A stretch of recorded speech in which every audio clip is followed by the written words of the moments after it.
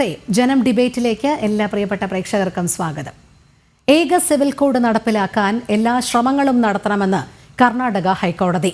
മരിച്ച മുസ്ലിം സ്ത്രീയുടെ സ്വത്തുക്കളിന്മേലുള്ള അവകാശവാദം സംബന്ധിച്ച് കേസ് പരിഗണിക്കവെയാണ് കേന്ദ്ര സംസ്ഥാന സർക്കാരുകളോട് UCC നടപ്പാക്കണം എന്ന അഭ്യർത്ഥന കർണാടക ഹൈക്കോടതി മുന്നോട്ട് വച്ചത്. നമുക്കറിയാം, ഏറെ നാളുകളായി ഇതുമായി ബന്ധപ്പെട്ട ചർച്ചകൾ തുടരുകയാണ്. 23ാമത് ലോ കമ്മീഷൻ ഇതിനായുള്ള തയ്യാറെടുപ്പുകൾക്കായി പൊതുജന അഭിപ്രായം ചർച്ചയ്ക്കായി ക്ഷണിച്ചിട്ടുമുണ്ട്. ജനം ഡിബേറ്റ് ഇന്ന് പരിശോധിക്കുന്നു. ഭരണഘടനയുടെ ആർട്ടിക്കിൾ 44 കാലഘട്ടത്തിന്റെ ആവശ്യമാകുകയല്ലേ? ഒരു രാജ്യം, ഒരു നിയമം പൗരന്മാരെയും സ്ത്രീകളെയും ശക്തിപ്പെടുത്തുകയല്ലേ? ഇന്ന് ഈ ചർച്ചയിൽ നമ്മോടൊപ്പം ചേരുന്നവർ BJP പ്രതിനിധി അഡ്വക്കേറ്റ് VP ശ്രീ പത്മനാഭൻ, നിയമ വിദഗ്ധൻ അഡ്വക്കേറ്റ് K രാംകുമാർ, കോൺഗ്രസിന്റെ പ്രതിനിധി അഡ്വക്കേറ്റ് സേനാപതി വേണു, ഒപ്പം രാഷ്ട്രീയ നിരീക്ഷകനായ ഡോക്ടർ G ഗോപകുമാർ എന്നിവരാണ്. അതിഥികൾക്കും പ്രേക്ഷകർക്കും ഒരിക്കൽ കൂടി സ്വാഗതം. ആദ്യം ശ്രീ VP ശ്രീ പത്മനാഭനിലേക്ക്. ശ്രീ പത്മനാഭൻ, ഒരു രാജ്യം ഒരു നിയമം, അതിന് UCC എത്രത്തോളം നിർണായകമാകുന്നു? കേന്ദ്ര സർക്കാരിന്റെ അജണ്ടയാണ് അത് നടപ്പിലാക്കുക എന്നുള്ളത്. അതിന്റെ വിമർശന സ്വരങ്ങളോടും എങ്ങനെ പ്രതികരിക്കുന്നു? അല്ല, ഭാരതീയ ജനതാ പാർട്ടി ഉയർത്തിപ്പിടിച്ച 3 കാര്യങ്ങളാണ്. ഒന്ന്, ശ്രീരാമ ജന്മഭൂമിയിൽ ക്ഷേത്രം നിർമ്മിക്കും. 2, കാശ്മീരിന്റെ പ്രത്യേക പദവി, അതായത് 370ാം വകുപ്പ് എടുത്തു കളയും. 3, രാജ്യത്തെ ഏകീകൃത സിവിൽ നിയമം കൊണ്ടുവരും. ഇങ്ങനെ കാര്യങ്ങളാണ് BJP ഉയർത്തിപ്പിടിച്ച കാര്യങ്ങൾ.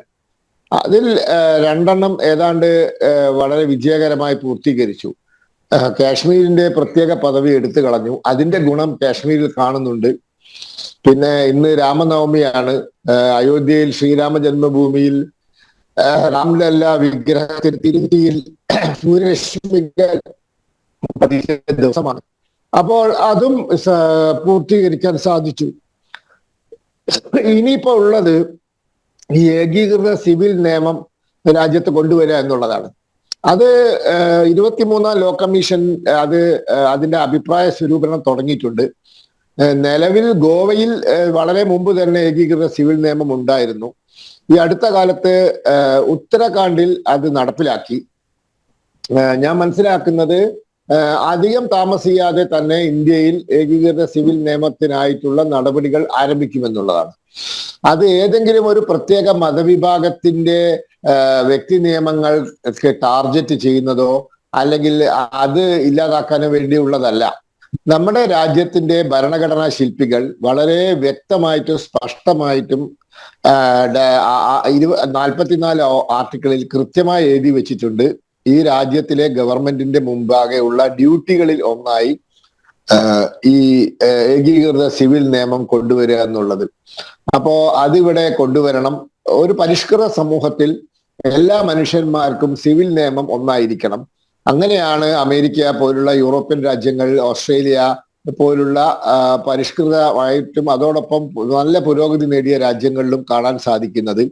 അതിൻ്റെതായ ഗുണം ആ രാജ്യങ്ങൾക്കുണ്ട് എന്ന് പറയാതിരിക്കാൻ നിവൃത്തിയുമില്ല. കാരണം പറയാം, ഇപ്പൊ പെൺകുട്ടികൾക്ക് പിതാവിന്റെ സ്വത്തിൽ തുല്യാവകാശമില്ല.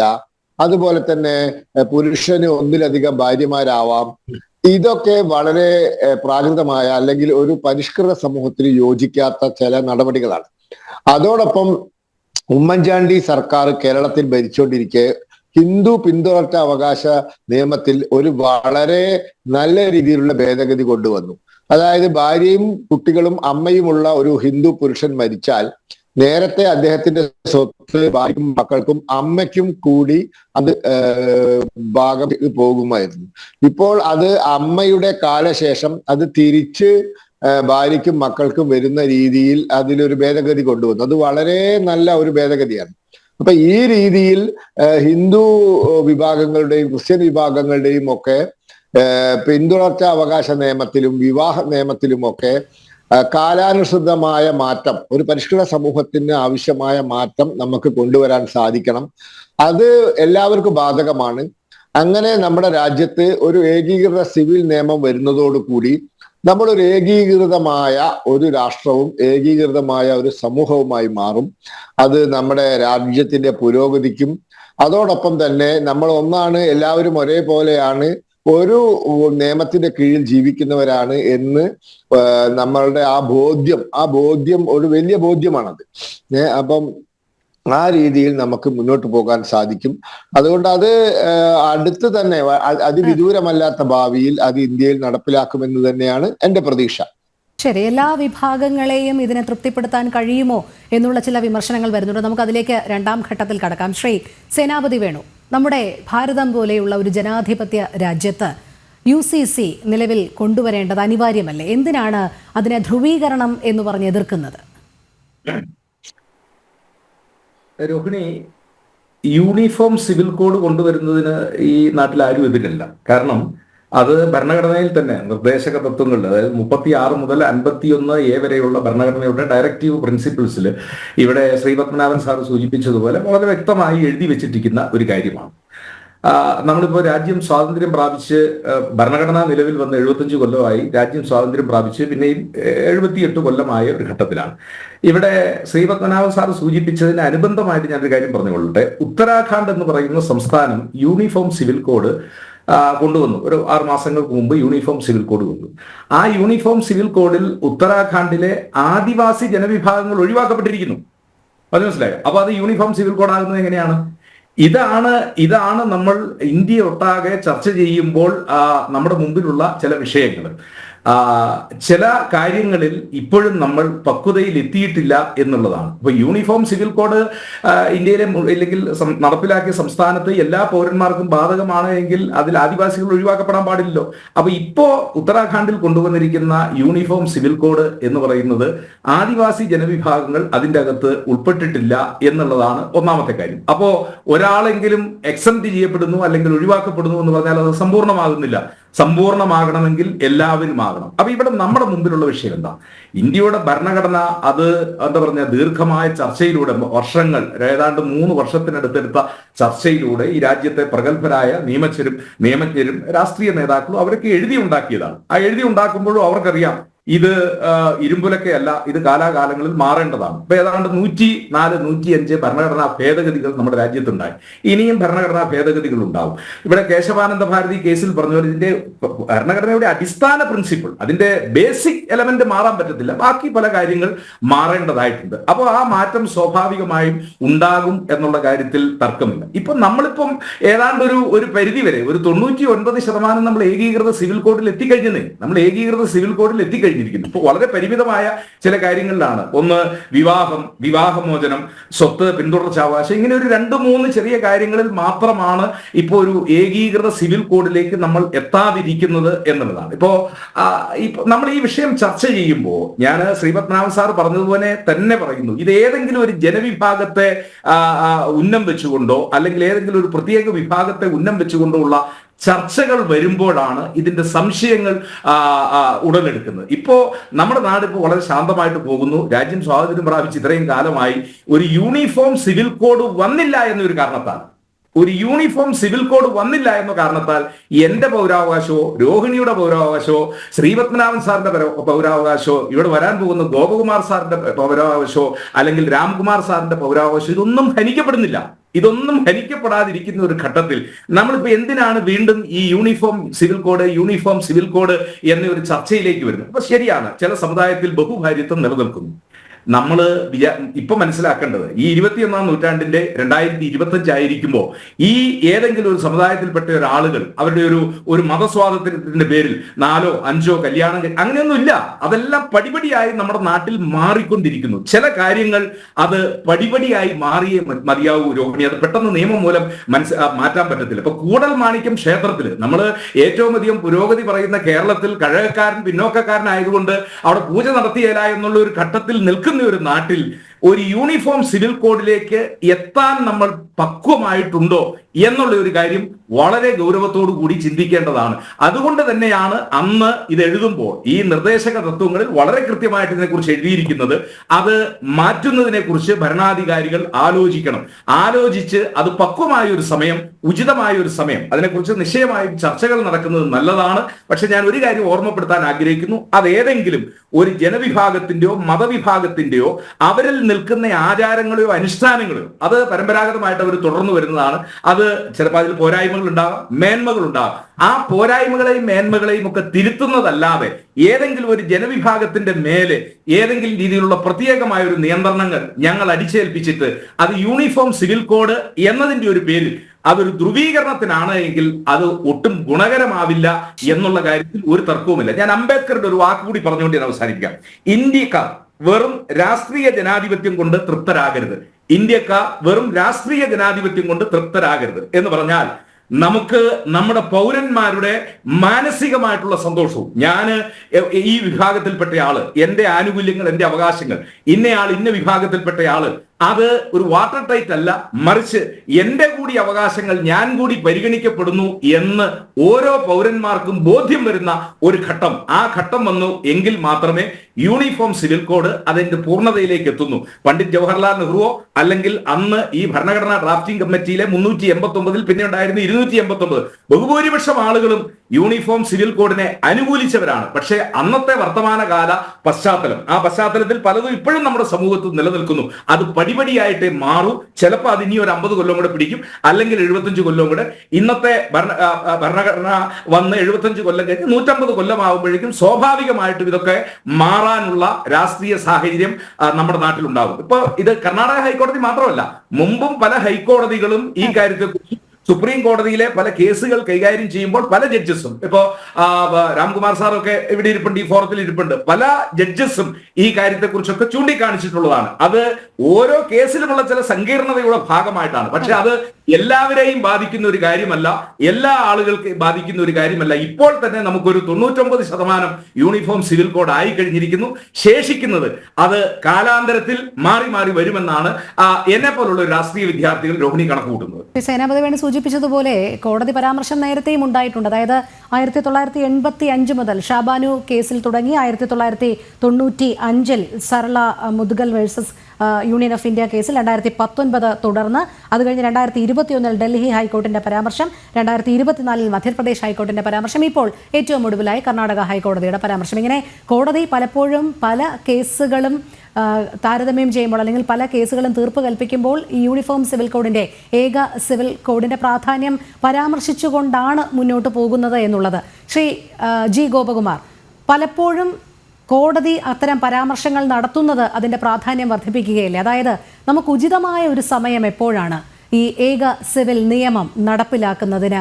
അതോ ഇതിങ്ങനെ നീളുന്ന ചർച്ചകളായി വർഷങ്ങൾ പോകേണ്ടതുണ്ടോ? ചില ഗോത്ര വിഭാഗങ്ങൾ, ട്രൈബൽ വിഭാഗങ്ങളാണിപ്പോൾ പ്രധാനമായും നമ്മൾ പറയുമ്പോൾ, അതായത് അവർക്ക് സംരക്ഷണം നൽകുന്ന 371 ആർട്ടിക്കിൾ 371 ചൂണ്ടിക്കാട്ടിക്കൊണ്ടാണെങ്കിൽ പോലും എല്ലാവർക്കും അനിവാര്യമായ ഒരു നിയമമായി ഏക സിവിൽ കോഡ് കൊണ്ടുവരേണ്ടതല്ലേ? അതിൻ്റെ ആവശ്യകത അങ്ങനെയാണോ താങ്കൾ കാണുന്നത്? തീർച്ചയായും യൂണിഫോം സിവിൽ കോഡ് രാജ്യം എത്രയും വേഗം നടപ്പിലാക്കേണ്ടതാണ് എന്നുള്ളതാണ് എൻ്റെ അഭിപ്രായം. ഭരണഘടന ഇതുമായി വേണ്ട നടന്നപ്പോൾ അന്ന് വിഭജനത്തിൻ്റെ പശ്ചാത്തലത്തിൽ ന്യൂനപക്ഷങ്ങളുടെ വിശ്വാസം, അവർക്ക് പരിഭ്രാന്തി ഉണ്ടാകുന്നൊരു കാര്യമാണ്, തൽക്കാലത്തേക്ക് ഇത് മുന്നോട്ട് പോകണ്ട എന്നും ഒരു സമന്വയം കൊണ്ടുവന്നിട്ട് നമുക്കിത് മുന്നോട്ട് പോകാമെന്നുമാണ് ചർച്ചയിൽ വന്നത്. നിഷേധിച്ച് ഇത് മൗലിക അവകാശത്തിൽ പെടുത്തേണ്ടതാണ് എന്ന് നിർബന്ധിച്ച് നിഷ്കർഷിച്ച 3 വനിതാ അംഗങ്ങൾ എടുത്തു പറയുമ്പോൾ അവരിൽ 3 മതവിഭാഗങ്ങളിൽപ്പെട്ടവരായിരുന്നു. അവർ അത് ഭരണഘടനയിലെ മൗലിക അവകാശങ്ങളിൽ നിന്ന് മാറ്റി നിർദ്ദേശ തത്വങ്ങളിലേക്ക് മാറ്റുന്നതിൽ എതിർപ്പ്, ഡിസെൻറ്റ് പ്രവർത്തിച്ചവരാണ്, ഡിസെൻറ്റ് രേഖപ്പെടുത്തിയവരാണ്. എന്ന് പറഞ്ഞാൽ അന്ന് തന്നെ ഇത് നേരിട്ട് നമ്മുടെ ലിംഗസമത്വവും അതോടൊപ്പം തന്നെ അവകാശങ്ങളും പൊതുവായൊരു സമൂഹം സൃഷ്ടിക്കുന്നതിൽ പൗരന്മാരെ ഒന്നിച്ചു കാണണം എന്നുള്ളതിൻ്റെ പ്രാധാന്യം എടുത്തു പറയുകയാണ്. ആ പറഞ്ഞിരിക്കുന്ന നിർദ്ദേശത്വങ്ങളിലേക്ക് മാറ്റിയപ്പോൾ അംബേദ്കറിന് പോലും അതിൽ വിഷമമുണ്ടായിരുന്നു. അതുകൊണ്ട് നെഹ്റു എന്ന് തീർച്ചയായിട്ടും പറഞ്ഞത്, നമുക്ക് ആദ്യം ഹിന്ദു സിവിൽ കോഡ് കൊണ്ടുവരാം, ഹിന്ദു കോഡ് കൊണ്ടുവന്നിട്ട് ഭൂരിപക്ഷ സമുദായം അതിൻ്റെ വഴി കാണിക്കട്ടെ, എന്നിട്ട് നമുക്ക് ന്യൂനപക്ഷങ്ങളോട് പറയാമെന്നാണ് പറഞ്ഞത്. അന്ന് അംബേദ്കർ അതിൽ പൂർണ്ണമായി യോജിച്ചില്ല എന്ന് മാത്രമല്ല, 51 തന്നെ നെഹ്റു ക്യാബിനറ്റിൽ നിന്ന് അദ്ദേഹം രാജിവെച്ചു പോയി. 1950 ഹിന്ദു കോഡ് ബില്ല് ഏതാണ്ട് പാസ്സായി. ഈ പറഞ്ഞതിൻ്റെ അർത്ഥം ഹിന്ദു കോഡ് ബില്ല് വന്നതോടുകൂടി ഒരു പൊതുവായുള്ള ഒരു നിയമം ഹിന്ദു സമൂഹത്തിൽ വിജയകരമായി പ്രവർത്തിച്ചു എന്നൊന്നും പറയാൻ പറ്റില്ല. കാരണം ചരിത്രപരമായി ഇവിടെ പുരുഷാധിപത്യവും മറ്റു തരത്തിലുള്ള സാമൂഹിക അസന്തുലിതാവസ്ഥയൊക്കെ നിൽക്കുന്നത് കൊണ്ട് നിയമം കൊണ്ടുവന്നെങ്കിൽ അത് അത്ര പെട്ടെന്ന് നടപ്പിലാക്കാൻ പറ്റിയില്ല. പക്ഷേ ഇന്നിപ്പോൾ 75 വർഷമായി, സ്വാതന്ത്ര്യം കിട്ടിയിട്ട് 78 വർഷമായി. ഇത്രയും കാലമായിട്ട് ഇനിയും ഒരു 75 വർഷം കൂടെ കാത്തിരിക്കണമെന്ന് പറയുന്നതിനകത്ത് വലിയ കഥയൊന്നുമില്ല. കാരണം ഇത് മാർഗനിർദ്ദേശ തത്വങ്ങൾ, ഡയറക്റ്റീവ് പ്രിൻസിപ്പിൾസിൽ പറഞ്ഞിരിക്കുന്ന പല കാര്യങ്ങളും മൗലിക അവകാശങ്ങളായി മാറാൻ കോടതി വിധികൾ സഹായിച്ചിട്ടുണ്ട്. മാത്രമല്ല കോടതി പലപ്പോഴായി ഭരിക്കുന്ന ഗവൺമെൻറ്റിൻ്റെ അതാത് കാലത്ത് അവരെ റിമൈൻഡ് ചെയ്യുന്നുണ്ടായിരുന്നു, നിങ്ങൾ എന്തേ ഈ യൂണിഫോം സിവിൽ കോഡ് കൊണ്ടുവരാൻ ഇത്രയും വൈകുന്നു. അപ്പോൾ അത് വളരെ വ്യക്തമായിട്ട് ഭരണഘടനയിൽ പറഞ്ഞിരിക്കുകയാണ്. അപ്പോൾ ഇങ്ങനെ state shall endeavour to secure a uniform civil code to all its citizens throughout the territory of India എന്നാണ് പറഞ്ഞിരിക്കുന്നത്. അപ്പോൾ അങ്ങനെ പറയുന്നൊരു സാഹചര്യത്തിൽ എല്ലാവരെയും ഉൾപ്പെടുത്തിക്കൊണ്ടുള്ള സിവിൽ കോഡാണ് ആവശ്യം. പക്ഷേ നമ്മുടെ ജീവിതത്തിന് നമുക്ക് നന്നായിട്ട് അറിയാവുന്ന പോലെ സാമൂഹിക അസന്തുലിതാവസ്ഥയുണ്ട്, സാമൂഹിക പരിഷ്കാരം ഒരുപാട് വരേണ്ടതുണ്ട്. ഇവിടെ വ്യക്തമായിട്ട് ഇവിടെ താങ്കൾ തന്നെ രോഹിണി തന്നെ ചൂണ്ടിക്കാണിച്ച കോടതി വിധികൾ, അനവധി വിധികളുണ്ട്.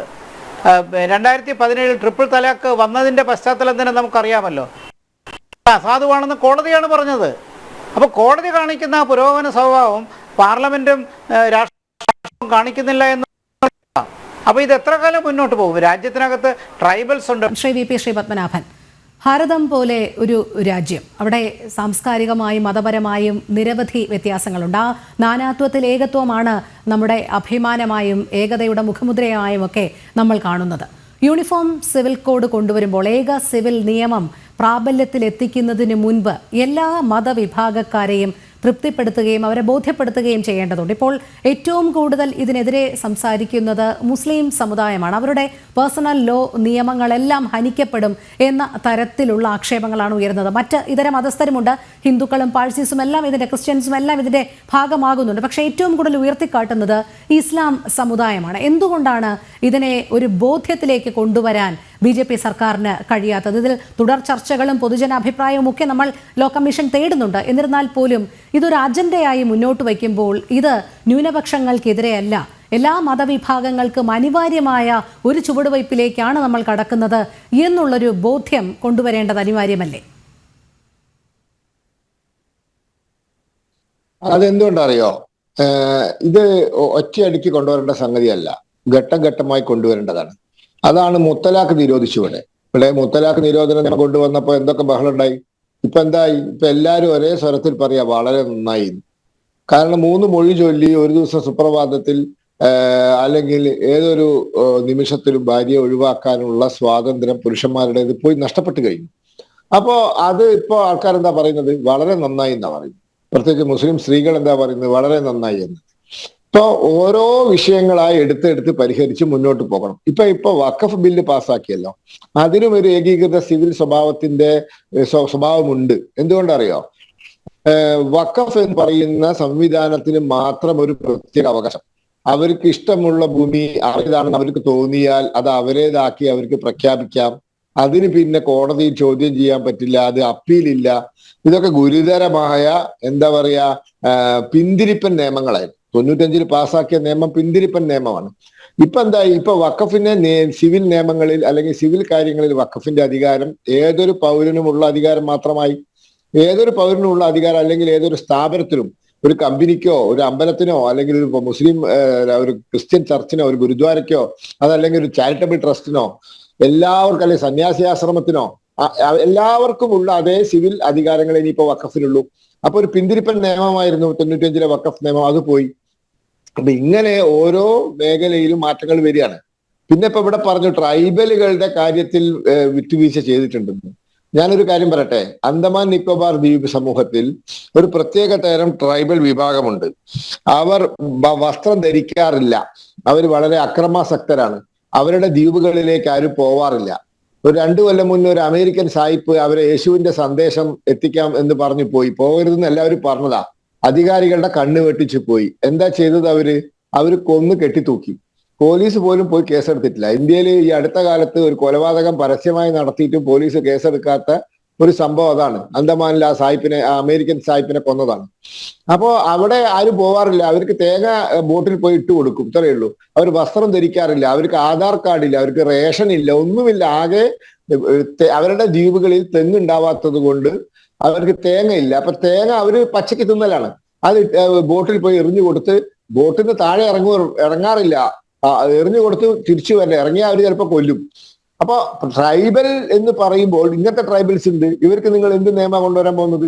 അപ്പൊ ഇതൊരു പ്രശ്നം. ട്രൈബൽസ് എന്ന് പറയുന്നത് ഒരു പ്രത്യേക സ്ഥലത്ത് താമസിക്കുന്ന ഒരു പ്രത്യേക വിഭാഗമാണ്.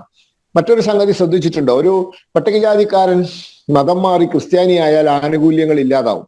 ഒരു പട്ടികജാതിക്കാരൻ മതം മാറി മുസ്ലിം ആയാൽ എല്ലാ പട്ടികജാതി ആനുകൂല്യങ്ങളും ഇല്ലാണ്ടാവും. പക്ഷെ ഒരു ആദിവാസി ട്രൈബൽ മതം മാറി ക്രിസ്ത്യാനി ആയാലും ആനുകൂല്യം കിട്ടും.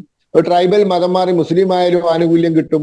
ലക്ഷദ്വീപുകാർ ട്രൈബൽസ് ആണ്, കാർഗിലിലെ മുസ്ലിങ്ങൾ ട്രൈബൽസ് ആണ്, പിന്നെ ലഡാക്കിൽ മുസ്ലിം ട്രൈബൽസ് ഉണ്ട്, അപ്പൊ ബുദ്ധമതക്കാർ ട്രൈബൽസ് ഉണ്ട്. അപ്പൊ ട്രൈബൽസിന് മതം മാറിയാലും ആനുകൂല്യം നഷ്ടപ്പെടാത്തവരാണ് ഒരു പ്രത്യേക സമൂഹമാണ്. അതുപോലെയല്ല മറ്റു സമൂഹങ്ങൾ.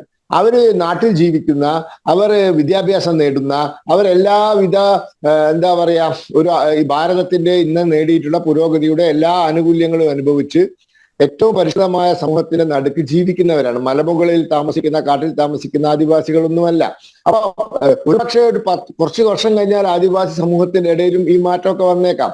ഇപ്പൊ നാട്ടിൽ ജീവിക്കുന്നവരെ സംബന്ധിച്ചിടത്തോളം അവർ ഇവിടെ ഈ പരിഷ്കൃത സമൂഹത്തിലാണ് ജീവിക്കുന്നത്.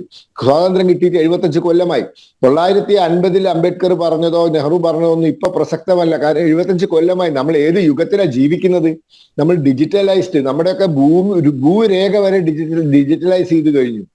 അപ്പൊ ആ യുഗത്തിൽ നമ്മൾ ജീവിക്കുമ്പോൾ നമുക്ക് ചില മാറ്റങ്ങൾ അത്യാവശ്യമാണ്. അമേരിക്കയിലേക്ക് കുടിയേറിയ ഇന്ത്യൻ മുസ്ലിമിന് 4 കല്യാണം കഴിക്കാൻ പറ്റുമോ? അമേരിക്കയിലേക്ക് കുടിയേറിയ ഇന്ത്യൻ മുസ്ലിമിന് പെമ്മക്കൾക്ക് സ്വത്ത് കൊടുക്കാതിരിക്കാൻ പറ്റുമോ? അതൊന്നും നടക്കാത്ത കാര്യമല്ലേ? അല്ലെങ്കിൽ നിക്കാഹെ ഹലാലുണ്ടോ? ഇതൊന്നുമില്ല. അപ്പോ ഇത് ഇങ്ങനെ നമ്മളെ ഇപ്പൊ ഇപ്പൊ ഞാൻ ചോദിക്കട്ടെ, ഇപ്പൊ ഈ ട്രൈബൽ എന്ന് പറയുന്ന ഒരു ഹിന്ദു ട്രൈബൽ US-ലേക്കോ UK-ലേക്കോ കുടിയേറിയാൽ ആ ട്രൈബലിന് വല്ല ആനുകൂല്യം ഉണ്ടോ? ഒരു ആനുകൂല്യം ഇല്ല. അപ്പോ ഇതൊക്കെ നമ്മൾ ഒരു ഭാരതം 5ാമത്തെ സാമ്പത്തിക ശക്തിയായി, 2-3 വർഷത്തിനുള്ളിൽ 3ാമത്തെ സാമ്പത്തിക ശക്തിയാവാനുള്ള തയ്യാറെടുപ്പിലാണ്. അപ്പോ ഈ ഒരു ഇതാണ് ഭാരതം, ആധുനിക ഭാരതം അതാണ്. അപ്പൊ ആധുനിക ഭാരതത്തിന്റെ എല്ലാ ആനുകൂല്യങ്ങളും അനുഭവിച്ച് ജീവിക്കുന്നവർക്ക് മാറേണ്ട സമയമായി. ഇനിയും ഇത് നീട്ടിക്കൊണ്ടുപോകുന്നതിൽ ഒരു അടിസ്ഥാനവുമില്ല. അതെ, ശ്രീ സേനാപതി വേണു, അതാണ് ഇനിയും ഒരു 50 75 കൊല്ലം ചർച്ച എന്ന് പറയുമ്പോൾ അത് തന്നെയല്ലേ അപക്വമായ ഒരു തീരുമാനം? കാരണം താങ്കൾക്കറിയാം, ഇന്ന് ഉണ്ടായ ഒരു സംഭവമാണ്. മലപ്പുറത്ത് ഒരു മുസ്ലിം സ്ത്രീ അവരുടെ വീട്ടിനുള്ളിൽ പ്രസവിച്ച് മരണത്തിന് കീഴടങ്ങി. 5ാമത്തെ പ്രസവമാണ്. അത് മൂടി വെച്ചുകൊണ്ട് അവരുടെ ഖബറടക്കം ഉൾപ്പെടെ നടത്താൻ ശ്രമിച്ചു. പോലീസ് അത് കേസാക്കിയിട്ടുണ്ട്. കഴിഞ്ഞ ഒരു മാസത്തിന് മുൻപായിരുന്നു കോഴിക്കോട് വീടുകളിൽ പ്രസവിച്ച സ്ത്രീകൾക്ക് അനുമോദനം അവാർഡ് നൽകിക്കൊണ്ട് ഒരു പരിപാടി സംഘടിപ്പിച്ചത്. അതിൽ വന്നവർ മുഴുവൻ മലപ്പുറം, കോഴിക്കോട് ജില്ലകളിലെ ഒരു പ്രത്യേക മതവിഭാഗത്തിൽപ്പെട്ടവരായിരുന്നു. അപ്പോൾ ഇത്തരം നിയമങ്ങൾ ഈ പരിഷ്കൃത സമൂഹത്ത് ഏറ്റവും അപരിഷ്കൃതമായ രീതിയിൽ ജീവിക്കാൻ പ്രേരിപ്പിക്കുന്ന ഒരു വിഭാഗം ഇങ്ങനെ മുന്നോട്ട് പോകുമ്പോൾ അവരുടെ കയ്യിൽ നിന്നും സ്ത്രീകളെ, കുട്ടികളെ, അല്ലെങ്കിൽ അതിന് എതിർപ്പ് അറിയിക്കുന്ന പുരുഷന്മാരെ, ഇവരെയൊക്കെ രക്ഷിക്കേണ്ട ഒരു ബാധ്യത നമുക്കില്ലേ? ഇനിയൊരു 75 കൊല്ലം കൂടെ കഴിയുമ്പോൾ താങ്കൾ പറയുന്നത് നല്ല ചർച്ചകൾക്കിടയാക്കുന്നതോടൊപ്പം മറുവശത്ത് അപകടകരമായ ഒരു സാഹചര്യത്തിലേക്ക് പലരും നീങ്ങുന്നുണ്ട്. അതെങ്ങനെ നമുക്ക് കണ്ണടച്ചിരുട്ടാക്കാൻ കഴിയും? അല്ല, അത് ഇപ്പോ രോഹിണി പറഞ്ഞ 2 കാര്യങ്ങളും യൂണിഫോം സിവിൽ കോഡ് വന്നാൽ പരിഹരിക്കപ്പെടുന്ന പ്രശ്നമല്ല. യൂണിഫോം സിവിൽ കോഡ് വന്നു എന്നതുകൊണ്ട് ചില അനാചാരത്തിന്റെ ഭാഗമായി വീട്ടിൽ പ്രസവം നടത്തുന്ന അല്ലെങ്കിൽ ആശുപത്രിയിൽ പോകാതിരിക്കുന്ന ആളുകൾ യൂണിഫോം സിവിൽ കോഡ് വന്നു എന്നതുകൊണ്ടൊന്നും അവർ ആശുപത്രി ഞാൻ പറഞ്ഞത് അതിനാവശ്യം സാമൂഹിക അതെ, ആ സാമൂഹിക പരിഷ്കരണമാണ്. അതായത് നിയമം തങ്ങൾക്ക് അനുകൂലമായിട്ടുണ്ട്, തങ്ങൾ ഒരു പ്രത്യേക ചട്ടക്കൂടിലല്ല, ഈ പേഴ്സണൽ ലോസോ അല്ലെങ്കിൽ മതപണ്ഡിതരോ തീരുമാനിക്കുന്ന ചട്ടക്കൂടിനകത്തല്ല തങ്ങൾ എന്നുള്ള ആത്മവിശ്വാസമല്ലേ അവരെ തുടർന്ന് അങ്ങോട്ട് പോകാൻ പ്രേരിപ്പിക്കുന്നത്. ഈ കേസ് ക്രിമിനൽ നിയമവും അതുമായി ബന്ധമാണ്. പക്ഷേ അതൊക്കെ ഒരു സന്ദേശമല്ലേ? അല്ല, അത് അത്തരം ജനവിഭാഗങ്ങളുടെ ഇടയിൽ അത് സാമൂഹിക പരിഷ്കരണം ഉണ്ടായേ മതി. അതാണല്ലോ കാലാകാലങ്ങളിൽ ഓരോ സമൂഹത്തിൽ നിന്നിരുന്ന അനാചാരങ്ങൾക്കെതിരെ, സാമൂഹിക തിന്മകൾക്കെതിരെ സാമുദായിക ആചാര്യന്മാർ അവർ രംഗത്ത് വരികയും അതിൽ പരിഷ്കരണം ഉണ്ടാവുകയും ചെയ്യുന്നു. അത് സ്വാഭാവികമായും കുറച്ചുകൂടി കഴിയുമ്പോഴേക്കും ഇവർക്കൊക്കെ ആശുപത്രി പോകേണ്ടതായിട്ട് വരും. ഇത് ഏതെങ്കിലും ഉസ്താദോ പണ്ഡിതനോ അല്ലെങ്കിൽ പൂജാരിയോ ഒക്കെ പറയുന്നതെന്നും കേട്ട് ആളുകൾ നിൽക്കുന്ന അത് മാറുകയും ചെയ്യും. പക്ഷെ ഞാൻ അനന്തപത്മനാഭൻ സാർ ശ്രീപത്മനാഭൻ സാർ പറഞ്ഞതിൽ ഈ ആദിവാസി എന്ന് പറയുന്നത് അങ്ങ് വിചാരിക്കുന്ന പോലെ ഇന്ന് കൊടുങ്കാട്ടിൽ താമസിക്കുന്ന ആളുകളല്ല. അജിത് ജോഗി എന്ന് പറയുന്ന ഛത്തീസ്ഗഡിന്റെ ഒരു മുഖ്യമന്ത്രി, അദ്ദേഹം ആദിവാസി ജനവിഭാഗത്തിൽപ്പെട്ടതാണ്. ഗിരിധർ ഗമാംഗ് എന്ന് പറയുന്ന ഒരു മുൻ മുഖ്യമന്ത്രി ഒറീസയിൽ, അദ്ദേഹം ആദിവാസി ജനവിഭാഗത്തിൽപ്പെട്ടതാണ്. ഇനി ശ്രീപത്മനാഭൻ സാറിന് അറിയാം, നമ്മുടെ ഇടുക്കി ജില്ലയില്, ഇടുക്കി കോട്ടയം ജില്ലാ പ്രദേശങ്ങളിൽ മേലുകാവ് എന്ന് പറയുന്ന സ്ഥലത്ത് അവിടെ വളരെ പരിഷ്കൃതരായ ഒരു ജനവിഭാഗമുണ്ട്. ആദിവാസികൾ അവര് ST എന്താ പറഞ്ഞ ഈ ഷെഡ്യൂൾഡ് ട്രൈബ്സ് ആയിട്ടാണ് അവരെല്ലാം ബഹുഭൂരിപക്ഷവും എന്താ പറഞ്ഞ ക്രിസ്ത്യാനിറ്റി സ്വീകരിച്ച് വലിയ ഉന്നതമായ പേര് പറയാം മലയരയർ എന്ന് പറയുന്ന ജനവിഭാഗം. അവരെയൊക്കെ എന്താ പറഞ്ഞ അവർ കാട്ടിൽ താമസിക്കുന്നവരോ അല്ലെങ്കിൽ പ്രത്യേകമായിട്ടുള്ള ഏതെങ്കിലും ആചാരവുമായിട്ട് നിൽക്കുന്നവരല്ല. അവരൊക്കെ ST വിഭാഗത്തിൽപ്പെട്ടവരും വലിയ ഉന്നതമായ നിലകളിൽ എത്തിയിട്ടുള്ളവരുമാണ്. അതുകൊണ്ട് ഈ പറയുന്ന ഒരു ജനവിഭാഗം, ആദിവാസി എന്ന് പറയുന്ന ഒരു ജനവിഭാഗം ഒരു ചെറിയ സംഖ്യയല്ല. ഒരുപക്ഷെ കേരളത്തിലെ ഇപ്പോൾ നമ്മൾ ചർച്ച ചെയ്യുന്ന ആ ന്യൂനപക്ഷ വിഭാഗം, ഇത് ആർക്കെതിരെയാണോ ഇപ്പൊ യൂണിഫോം സിവിൽ കോഡ് വേണം എന്ന് പറയുന്നത്, ഏതാണ്ട് അതിനേക്കാൾ കൂടുതലായി ജനസംഖ്യ ഉള്ളവരാണ് ഇന്ത്യയിലെ ആദിവാസി ജനവിഭാഗം എന്നുള്ളതിന്റെ കാര്യത്തിൽ തർക്കമില്ല. ഈ എന്താ പറഞ്ഞ ഇപ്പം ആൻഡമാൻ നിക്കോബാറിൽ എന്ന് പറഞ്ഞാൽ അവരുടെയൊക്കെ എണ്ണം എന്ന് പറയുന്നത് 1000-ൽ താഴെയാണ്. അത് വംശനാശം സംഭവിക്കാതിരിക്കാനായിട്ട് സർക്കാർ അവർക്ക് വലിയ പരിരക്ഷകളൊക്കെ കൊടുത്തു. കാരണം വളരെ ചെറിയൊരു സമൂഹം മാത്രമാണ്. മറിച്ച് അതല്ല, ഇന്ത്യയിലെ ഇപ്പോ ബിർസ മുണ്ടയുടെ പ്രതിമ അനാവരണം ചെയ്ത ഒരു നാട്ടിൽ ആദിവാസികൾ ചില പ്രദേശങ്ങൾ സ്വയം ഭരണം ഏറ്റെടുത്ത് ബ്രിട്ടീഷ് ഭരണകൂടത്തിനെതിരെ ഭരണം നടത്തിയ കാലഘട്ടമുണ്ട് ഇന്ത്യയിൽ. അപ്പൊ അവരുടെ ഒരു സംഖ്യ എന്ന് പറയുന്നത് ചെറിയൊരു സംഖ്യയല്ല. ഇന്നത്തെ ഒരു സാഹചര്യത്തിൽ ഞാൻ ശ്രീപത്മനാഭൻ സാറിനോടും അതോടൊപ്പം തന്നെ ഗോപകുമാർ സാറിനോടും ചോദിക്കുന്നു, ആ ജനവിഭാഗത്തെ കൂടി ഈ യൂണിഫോം സിവിൽ കോഡിലേക്ക് കൊണ്ടുവന്ന് നമ്മൾ പറയുന്ന ഈ 2025-ലോ 2026-ലോ UCC നമ്മുടെ രാജ്യത്ത് നടപ്പിലാക്കാൻ പറ്റുമോ? പറ്റുകയില്ല എന്നുള്ളതാണ്. അപ്പോ UCC നടപ്പിലാക്കാനുള്ള ഇവിടെ പറഞ്ഞതുപോലെ അത് നിരന്തരമായ ശ്രമങ്ങൾ, ഒരു ദിവസം കൊണ്ടോ 2 ദിവസം കൊണ്ടോ ഒരാഴ്ച കൊണ്ടോ അല്ലെങ്കിൽ ഒരു വർഷം കൊണ്ടോ അല്ല, അത് നിരന്തരമായ ശ്രമങ്ങൾ. ആ ശ്രമത്തിന്റെ ഭാഗമായിട്ടാണ് ഇവിടെ രോഹിണി ചൂണ്ടിക്കാണിച്ച പോലെ ഇപ്പോഴും ഈ എന്താ പറഞ്ഞ ശൂന്യാകാശത്ത് പോയിട്ട് ആളുകൾ അവിടെ താമസിച്ച് തിരിച്ചു വരുന്ന ഈ കാലഘട്ടത്തിൽ പോലും ഇപ്പോഴും ഈ രീതിയിലുള്ള അന്ധവിശ്വാസങ്ങളുമായിട്ട് തുടരുന്ന ആളുകൾ നമ്മുടെ കൂട്ടത്തിലുണ്ട്. ഞാനതാണല്ലോ ആദ്യം പറഞ്ഞത്, കൂടൽമാണിക്യ ക്ഷേത്രത്തിലെ കാര്യം ഞാനിവിടെ എടുത്തു പറഞ്ഞൊരു കാര്യമാണല്ലോ. ഇത്രയും പുരോഗതിയൊക്കെ ലോകം പ്രാപിച്ചതിന് ശേഷവും ഈ രീതിയിലുള്ള ചിന്താഗതികൾ വെച്ചു പുലർത്തുന്ന ആളുകളുണ്ട്. അപ്പൊ തീർച്ചയായും ഒരു പൊതുപ്രവർത്തകൻ എന്ന നിലയിൽ അല്ലെങ്കിൽ ഒരു രാഷ്ട്രീയ വിദ്യാർത്ഥി എന്ന നിലയിൽ എന്നോട് ചോദിക്കുന്ന ചോദ്യത്തിന്റെ ഉത്തരം, യൂണിഫോം സിവിൽ കോഡ് നിശ്ചയമായും നമ്മുടെ രാജ്യത്ത് വേണം. ആ കാര്യത്തിൽ ആർക്കും തർക്കമില്ല. അത് ആരുടെയെങ്കിലും അവകാശങ്ങളെ ഹരിച്ചുകൊണ്ടോ അല്ലെങ്കിൽ ആരുടെയെങ്കിലും അവകാശങ്ങളെ എടുത്തു കളഞ്ഞുകൊണ്ടോ അല്ല, മറിച്ച് അത് എല്ലാവർക്കും തൃപ്തികരമായ രീതിയിലുള്ള ചർച്ചയിലൂടെയും പഠനങ്ങളിലൂടെയും വേണം അത് നടപ്പിലാക്കാൻ എന്നുള്ളതാണ് എനിക്ക് ഈ കാര്യത്തിൽ ഇപ്പോൾ സൂചിപ്പിക്കാനുള്ള നിർദ്ദേശം. രോഹിണി. ശരി, ശ്രീ ജി ഗോപകുമാർ, നേരത്തെ ഓഡിയോയിൽ ചില സാങ്കേതിക കാരണങ്ങൾ ഉണ്ടായിരുന്നു. താങ്കൾ പറഞ്ഞുകൊണ്ടിരുന്നത് ഉചിതമായ സമയം എപ്പോഴാണ് എന്നുള്ളതിനെ കുറിച്ചായിരുന്നു. അതോടൊപ്പം ശ്രീ സേനാപതി വേണു നിർത്തിയടത്ത് നിന്ന് മറ്റൊരു ചോദ്യം കൂടി ചോദിക്കുകയാണ്. ശ്രീ ജി ഗോപകുമാർ, അങ്ങനെ ഒരു കസ്റ്റമൈസ്ഡ് ലോ ആയി യൂണിഫോം സിവിൽ കോഡിനെ കൊണ്ടുവരാനും കഴിയും?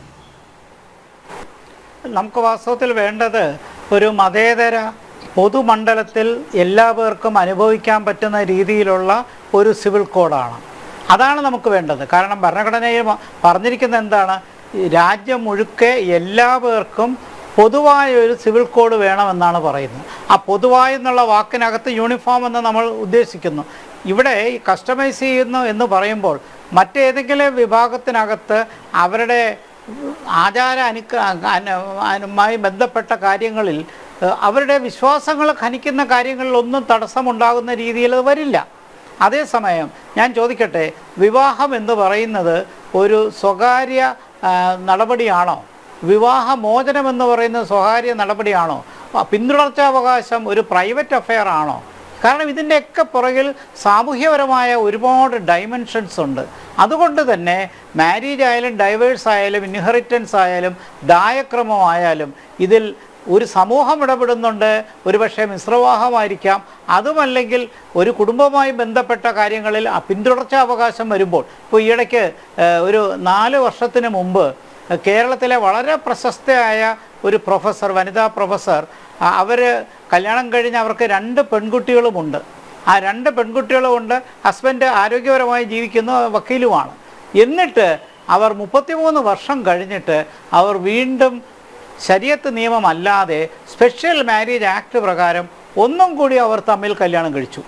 എന്തിനാണ് കല്യാണം കഴിച്ചതെന്ന് ചോദിച്ചപ്പോൾ പറയുന്നത്, ഞങ്ങൾക്ക് മരണപ്പെട്ടു പോയാൽ ഞങ്ങളുടെ സ്വത്തുക്കൾ ഞങ്ങളുടെ പെൺകുട്ടികൾക്ക് കിട്ടണം, അത് ഭർത്താവിൻ്റെ സഹോദരനും അവരുടെ മക്കൾക്കും കിട്ടാൻ പാടില്ല. ഈ സംശയം കൊണ്ട് അവർ വീണ്ടും വിവാഹം കഴിക്കണം. ഇത് കേരളത്തിൽ നടന്ന കാര്യമാണ്, ഞാൻ പേര് പറയുന്നില്ല. വളരെ പ്രശസ്തയായ ഒരു പ്രൊഫസറാണ്, വളരെ ഉന്നത സ്ഥാനത്ത് നിൽക്കുന്നവരാണ്, ഭർത്താവ് അഡ്വക്കേറ്റാണ്. എന്തിന് അവർ വീണ്ടും ഒരു സ്പെഷ്യൽ മാരേജ് ആക്ട് പ്രകാരം? അപ്പോൾ സ്പെഷ്യൽ മാരേജ് ആക്ട് വന്നാലേ സെക്കുലറിസം വരത്തുള്ളൂ. അപ്പോൾ ഇതിനകത്ത് എന്തോ പ്രശ്നമുണ്ടല്ലോ. ഈ മതപരമായ നിയമങ്ങൾക്കകത്ത് വിവാഹവും വിവാഹമോചനവും ദായക്രമത്തിലും പ്രശ്നങ്ങളുണ്ട്. അപ്പോൾ അത് ഒരുമിച്ച് കൊണ്ടുവരണ്ടേ? ഇക്കാര്യത്തിൽ ഭാവിയിൽ ആദിവാസികളും ഉൾപ്പെടണമെന്നുള്ള കാര്യത്തിൽ യാതൊരു തർക്കവുമില്ല.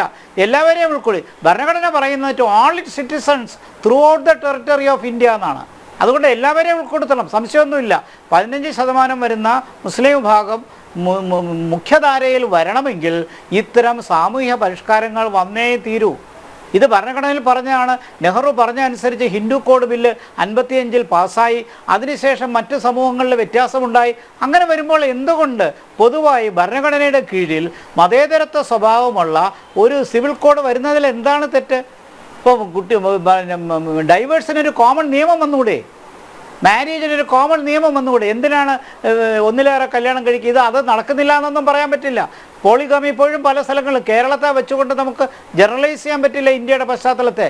ഇന്ത്യയുടെ പശ്ചാത്തലം മനസ്സിലാക്കണമെങ്കിൽ ബീഹാറിലും മധ്യപ്രദേശിലും രാജസ്ഥാനിലും ഉത്തർപ്രദേശിലും ഛത്തീസ്ഗറും ഇങ്ങനെയുള്ള ഉത്തരാഖണ്ഡ് ഇങ്ങനെയുള്ള മേഖലകളിലേക്ക് ചെന്നാൽ അവിടുത്തെ ഗ്രാമീണ സ്വഭാവത്തിൽ അവിടെ നടക്കുന്ന കാര്യങ്ങളിൽ അധ്യക്ഷന്മാർ എന്തോരം സ്വാധീനിക്കുന്നു അവരുടെ ജീവിതത്തെ എന്നുള്ളത് നമുക്ക് മനസ്സിലാക്കാൻ പറ്റും.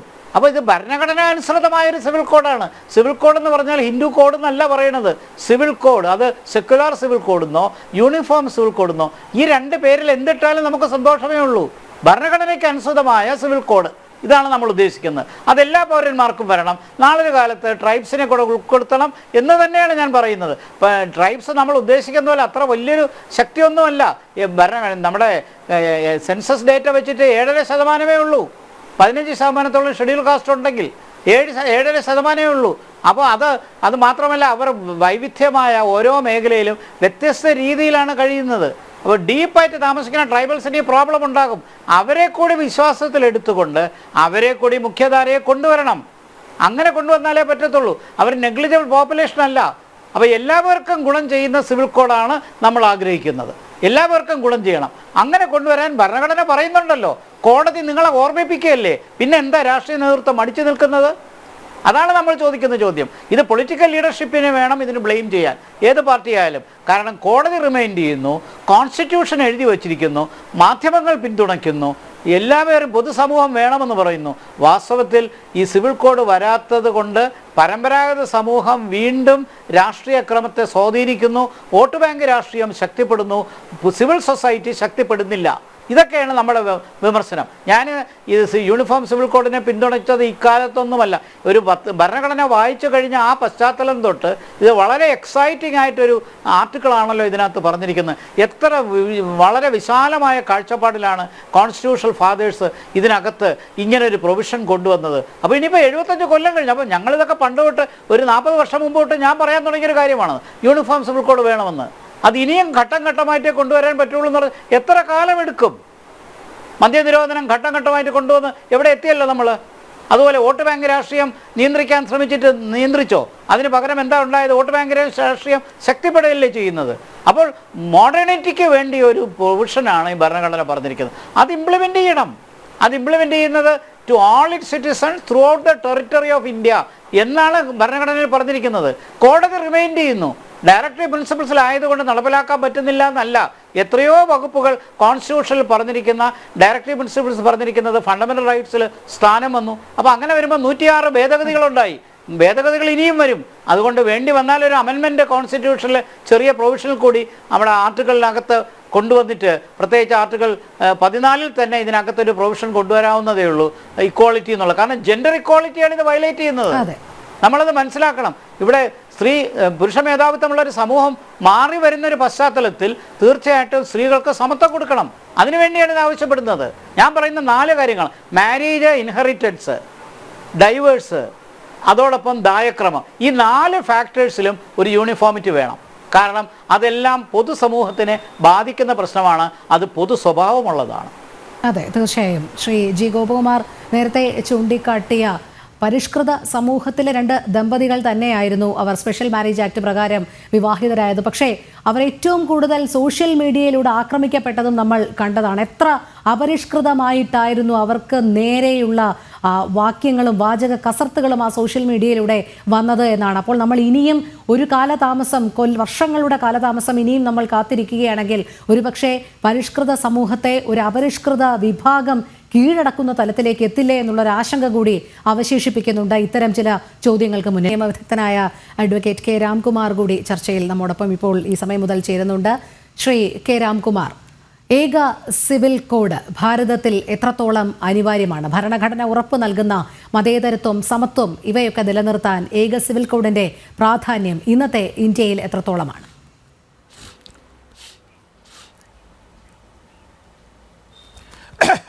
നമ്മുടെ ഭരണഘടനയുടെയും നമ്മുടെ വിശ്വാസ സംഹിതകളുടെയും അടിസ്ഥാന തത്വം നാനാത്വത്തിൽ ഏകത്വമാണ്. ഇവിടെ വിവിധ മതങ്ങളുണ്ട്, വിവിധ ജാതികളുണ്ട്, വിവിധ വേഷങ്ങളുണ്ട്, വിവിധ ഭക്ഷണ രീതികളുണ്ട്. പക്ഷേ ഇവയൊക്കെ ബന്ധിപ്പിക്കുന്ന പൊതുവായ ഒരു വികാരമുണ്ട്. അത് ഈ രാജ്യത്തെ ഐക്യം, ഏകത തുടങ്ങിയത്. നിർഭാഗ്യവശാൽ ഞങ്ങൾ വേറെ മതക്കാരാണ്, ഞങ്ങൾക്കൊരു രാജ്യം വേണം എന്ന് പറഞ്ഞ ആളുകൾ പിന്നീട് ഞങ്ങൾക്കൊരു ജില്ല വേണം എന്ന് പറഞ്ഞു. ഇത് രണ്ടും കൊടുക്കേണ്ടി വന്നു. നിസ്സഹായത കൊണ്ടല്ല, പ്രീണനം കൊണ്ട്. അന്ന് ശക്തമായ നിലപാട് സ്വീകരിച്ചിരുന്നെങ്കിൽ ഇന്ന് നാം കാണുന്ന പല സാമൂഹ്യ തിന്മകളും നമുക്ക് ഒഴിവാക്കും. പക്ഷേ നിർഭാഗ്യവശാൽ ഈ രാജ്യത്തിൻ്റെ ആവേശവും ആത്മാവുമായിരുന്ന ചില പ്രസ്ഥാനങ്ങൾ ഇന്ന് മത മൗലികവാദികളുടെ അടിമകളായി മാറിയിരിക്കുകയാണ്, മാനസികമായിട്ടും രാഷ്ട്രീയമായിട്ടും. ഇവരാണ് പറയുന്നത് ഡോക്ടർ സൈഫുദ്ദീൻ കിച്ലു, മൗലാന അബ്ദുൽ കലാം ആസാദ് തുടങ്ങിയ പ്രഗത്ഭരടങ്ങിയ കോൺസ്റ്റിറ്റ്യൂവൻ്റ് അസംബ്ലിയിലെ ആർട്ടിക്കിൾ 44 അനുസരിച്ച് രാജ്യത്ത് ഏക സിവിൽ കോഡ് വേണം എന്ന് പറഞ്ഞത് നടപ്പാക്കണ്ട എന്ന്. എന്താ ഇതിനർത്ഥം? ഡോക്ടർ സൈഫുദ്ദീൻ കിച്ലു RSS ആയിട്ട് അടുത്ത ബന്ധമില്ല. മൗലാന അബ്ദുൽ കലാം ആസാദ് ഇന്ത്യൻ നാഷണൽ കോൺഗ്രസിൻ്റെ പ്രമുഖ നേതാവ്. ഇത്തരം പ്രഗത്ഭന്മാരാണ് നമ്മുടെ ഭരണഘടനയിൽ ഏക സിവിൽ കോഡ് എന്ന് ആർട്ടിക്കിൾ 44 എഴുതി ചേർത്തത്. ഇതൊരു രാഷ്ട്രീയ പ്രശ്നമേ അല്ല, രാഷ്ട്രത്തിൻ്റെ പ്രശ്നമാണ്. കാരണം നാം വിശ്വസിക്കുന്ന ഏകത, നാനാത്വത്തിൽ ഏകത്വം വേണമെങ്കിൽ ഈ രാജ്യത്തെ എല്ലാവർക്കും ഒരു നിയമം വേണം. എനിക്ക് ഒരു നിയമം, നിങ്ങൾക്ക് വേറെ നിയമം.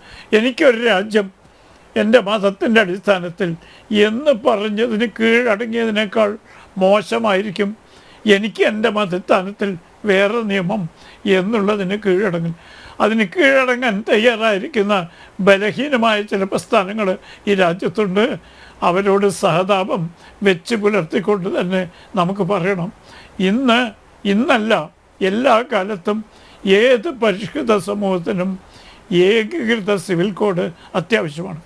ഞാൻ പറയട്ടെ, നമ്മുടെ ഗോവയിൽ, നമ്മുടെ സംസ്ഥാനത്തിൻ്റെ പടിഞ്ഞാറൻ കടൽ തീരത്തുള്ള ചെറിയ പ്രദേശത്ത് ഏകീകൃത സിവിൽ കോഡാണോ? അവിടെ ആകാശം ഇടിഞ്ഞു വീണോ? ഏതെങ്കിലും മതസ്ഥർ പരാതി പറയുന്നുണ്ടോ? ഇല്ലല്ലോ. അതേപോലെ പല കാര്യങ്ങളിലും ഐക്യം വന്നു കഴിഞ്ഞു. നമ്മുടെ ഭരണഘടനയിലെ 15-ാം അനുച്ഛേദം പറയണത് ജാതി, മത, ഭാഷ, ലിംഗ വ്യത്യാസങ്ങൾ ഒരിക്കലും പാടില്ല എന്നാണ്.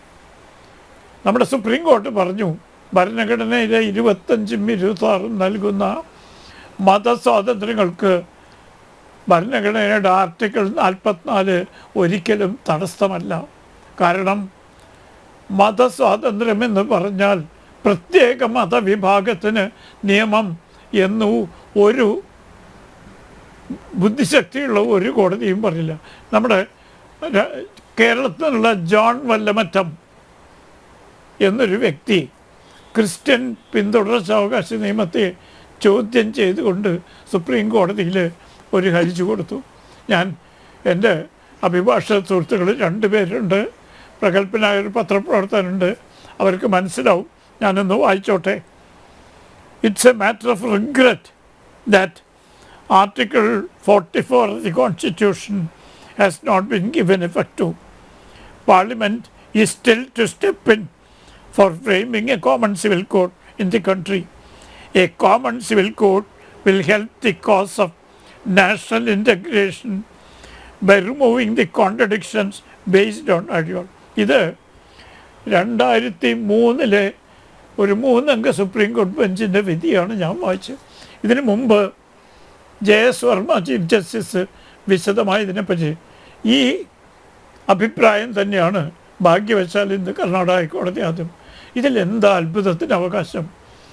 ഈ രാജ്യത്ത് ഏകത എല്ലാ കാര്യത്തിലും നിലനിൽക്കണം.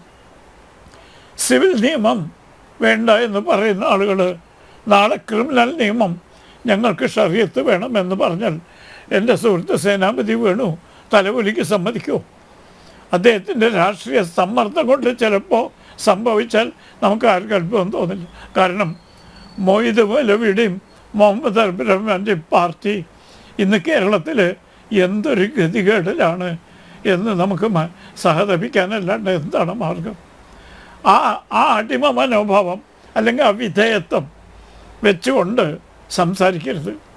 രാജ്യത്തിന് എന്ത് വേണം, രാജ്യത്തിൻ്റെ താല്പര്യത്തിന് ഏതാണ് യുക്തം എന്ന് മനസ്സിൽ വെച്ചുകൊണ്ട് സംസാരിക്കുകയാണെങ്കിൽ ഈ രാജ്യത്തെ സ്നേഹിക്കുന്ന ആരും വ്യത്യസ്ത സിവിൽ നിയമങ്ങൾ ഈ രാജ്യത്തുണ്ടാകണം എന്ന് വാദിക്കില്ല. ഉദാഹരണത്തിന് ഇവിടെ ശരീഅത്ത് നടപ്പാക്കിയത്, ശരീഅത്ത് മുസ്ലിം പൗരന്മാർക്ക് മാത്രമാണല്ലോ. ഒരു കളവ് കേസിൽ രാമനും റഹീമും റാഫേലും പ്രതികളായി. രാമനും റാഫേലും 3 മാസത്തെ തടവ് കൊണ്ട് രക്ഷപ്പെടും. റഹീം കൈ വെട്ടണം, കാരണം ശരീഅത്താണല്ലോ. ഇതാണോ ഇവരുദ്ദേശിക്കുന്ന നിയമം?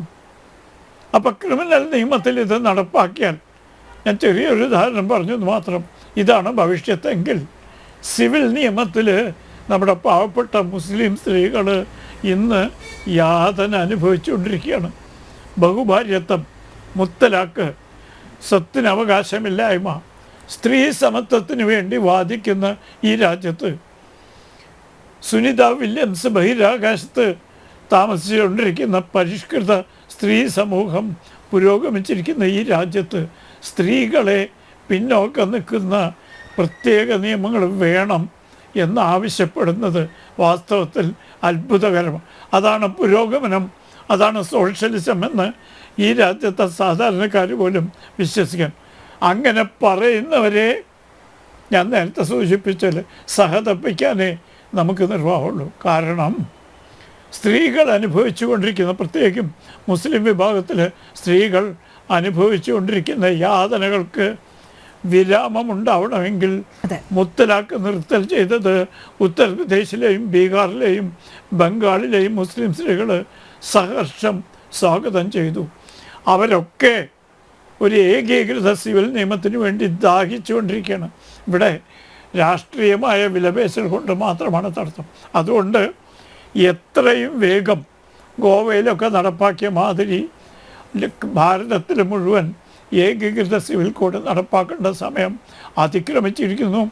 സുപ്രീം കോർട്ട് പലതവണ ആവർത്തിച്ച് പറഞ്ഞിട്ടും ഇത് പതിവുള്ള വാദം ഇതിന് ബാധകമല്ല. ഇതാ RSSകാർ മുസ്ലിം വിരുദ്ധത കാണും. ഡോക്ടർ സൈഫുദ്ദീൻ കിച്ലു RSSകാരനായിരുന്നില്ല. ഡോക്ടർ മുഹമ്മദ് അബ്ദുൽ കലാം ആസാദ് RSSകാരനായിരുന്നില്ല.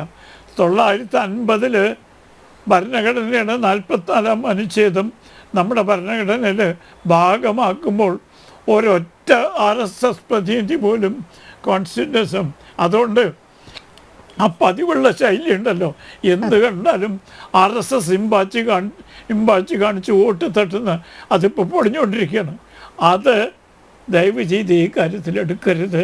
കാരണം നമ്മുടെ സ്ത്രീ സമൂഹം അനുഭവിച്ചു കൊണ്ടിരിക്കുന്ന യാതനകൾ, പ്രത്യേകിച്ചും വിദ്യാഭ്യാസപരമായി സാംസ്കാരികമായും പിന്നോക്കം നിൽക്കുന്ന നമ്മുടെ മുസ്ലിം സഹോദരിമാരോട് അല്പമെങ്കിലും സൗമനസ്യമോ സഹതാപമുള്ള ആളുകൾ ഒരിക്കലും ഒരു ഏകീകൃത സിവിൽ നിയമത്തെ എതിർക്കില്ല. കാരണം വിവാഹം, പിന്തുടർച്ചാവകാശം തുടങ്ങിയ കാര്യത്തിൽ വിവേചനം പാടില്ല എന്ന് സുപ്രീം കോടതി പല ഇതിലും പറഞ്ഞിട്ടുണ്ട്. നമ്മുടെ മുസ്ലിം സ്ത്രീകളെ മാത്രം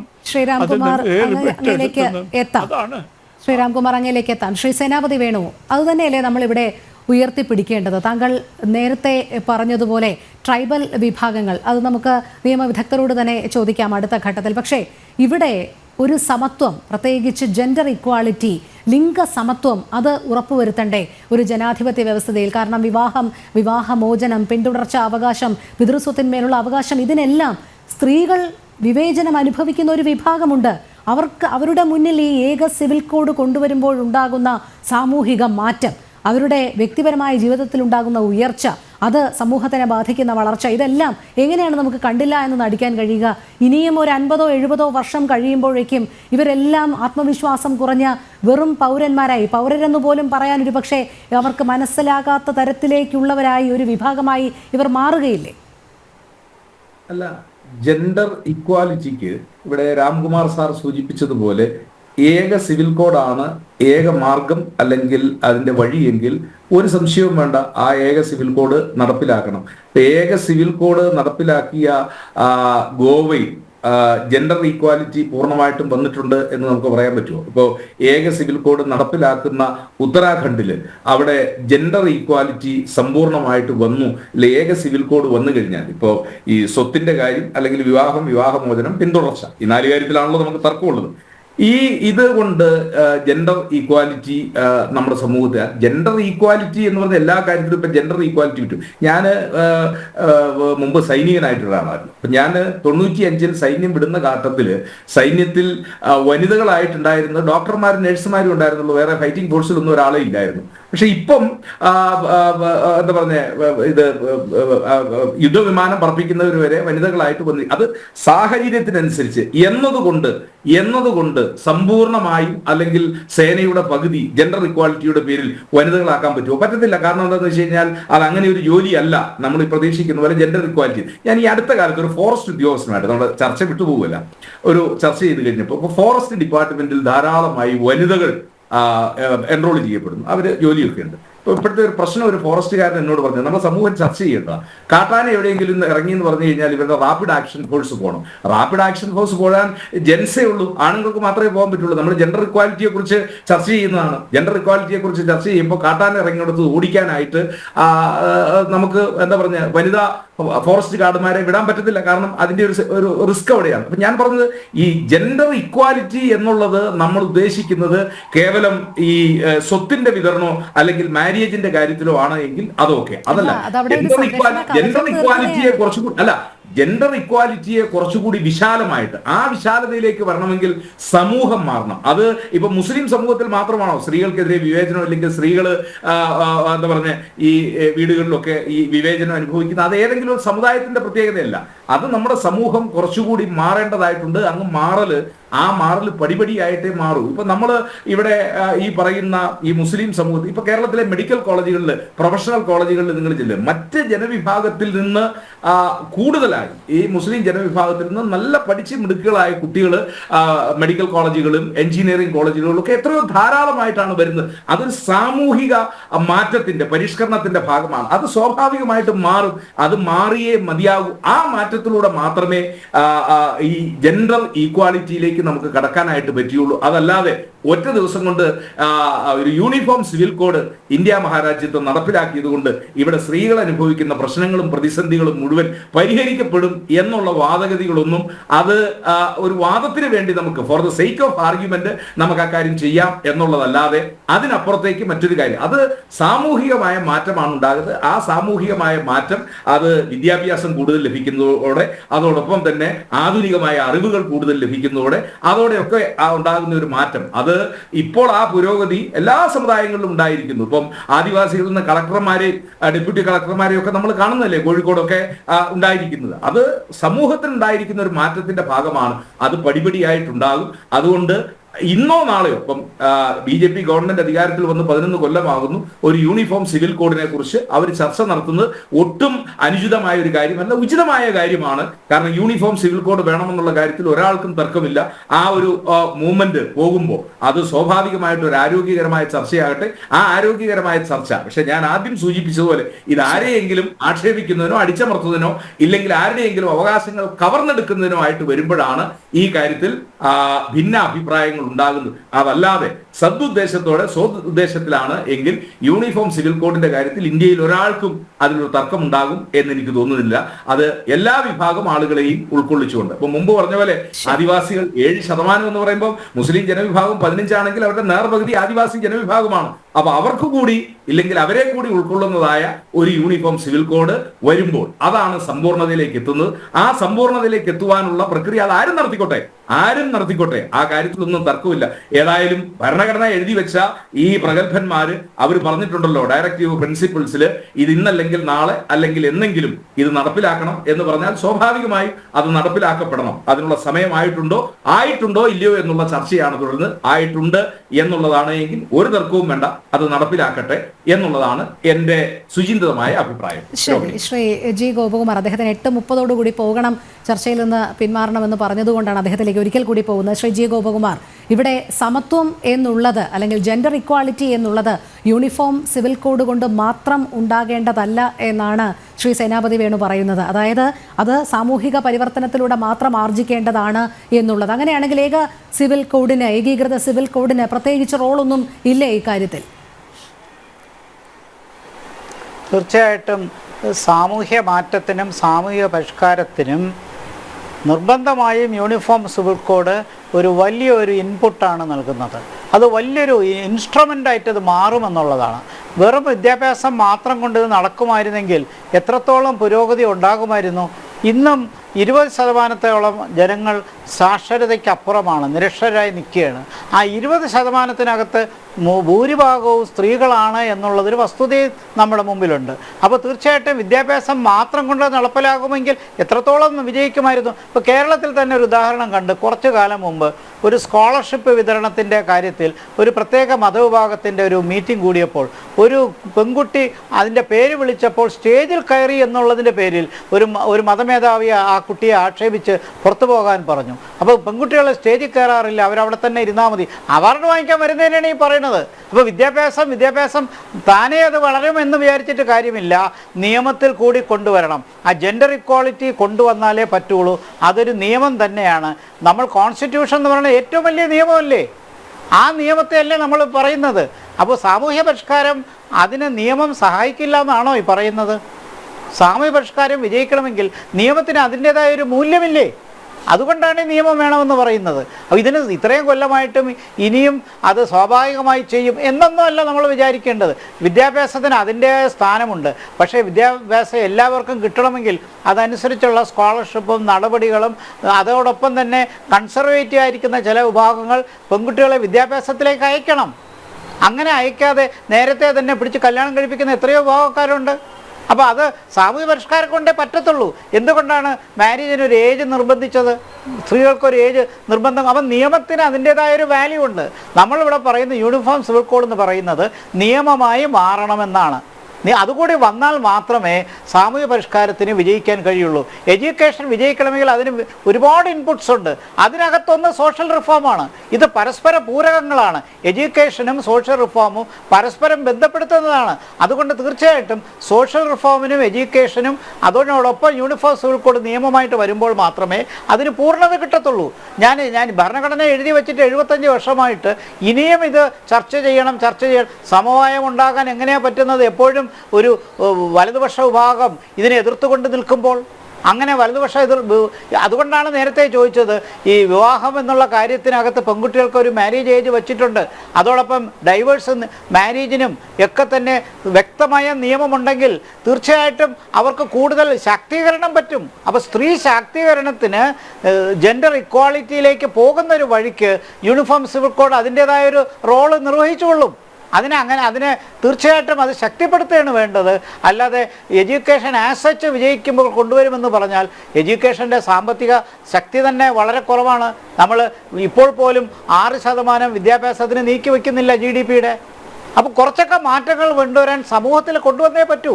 ഇതെല്ലാം കൂടി ചേർന്നാലേ ശാക്തീകരണവും സാമൂഹ്യ പരിഷ്കാരവും എല്ലാം ഉണ്ടാവുകയുള്ളൂ. ഇതെല്ലാം കോൺട്രഡിക്റ്ററി അല്ല, പരസ്പരം കോംപ്ലിമെൻ്ററിയാണ്. അതാണ് ഞാൻ പൂരകങ്ങൾ എന്ന് പറഞ്ഞത്. അങ്ങനെ പരസ്പര പൂരകമാകണം വിദ്യാഭ്യാസവും യൂണിഫോം സിവിൽ കോഡും സോഷ്യൽ റിഫോമും. ഇതെല്ലാം ബന്ധപ്പെട്ടിരിക്കുകയാണ് ഒരു ജനാധിപത്യം സാമൂഹിക പുരോഗതിയിൽ കൂടി നേടാനായിട്ട്. രാഷ്ട്രീയ പുരോഗതി മാത്രം പോരാ, സാമൂഹിക പുരോഗതി അത്യാവശ്യമാണ്. ശ്രീ കെ രാംകുമാർ, ഇവിടെ യൂണിഫോം സിവിൽ കോഡിനെ വിരുദ്ധാഭിപ്രായമുള്ളവർ പ്രധാനമായും ചൂണ്ടിക്കാണിക്കുന്നത് 2 കാര്യങ്ങളെ മുൻനിർത്തിയാണ്. ഒന്ന്, വ്യക്തി നിയമങ്ങൾ പിന്തുടരുന്നവരുടെ വികാരങ്ങൾ ഹനിക്കപ്പെടും. 2, ഭരണഘടന തന്നെ ഉറപ്പ് നൽകുന്ന ആർട്ടിക്കിൾ 371 പ്രകാരമുള്ള ട്രൈബൽ വിഭാഗം, ഇവരുടെ സാംസ്കാരികപരമായിട്ടുള്ള പല ആചാരങ്ങളും ജീവിത ശൈലികളും എഴുതി മാറ്റപ്പെടും എന്നുള്ളത്. ഈ 2 വിമർശനങ്ങളെയും താങ്കൾ എങ്ങനെയാണ് കാണുന്നത്?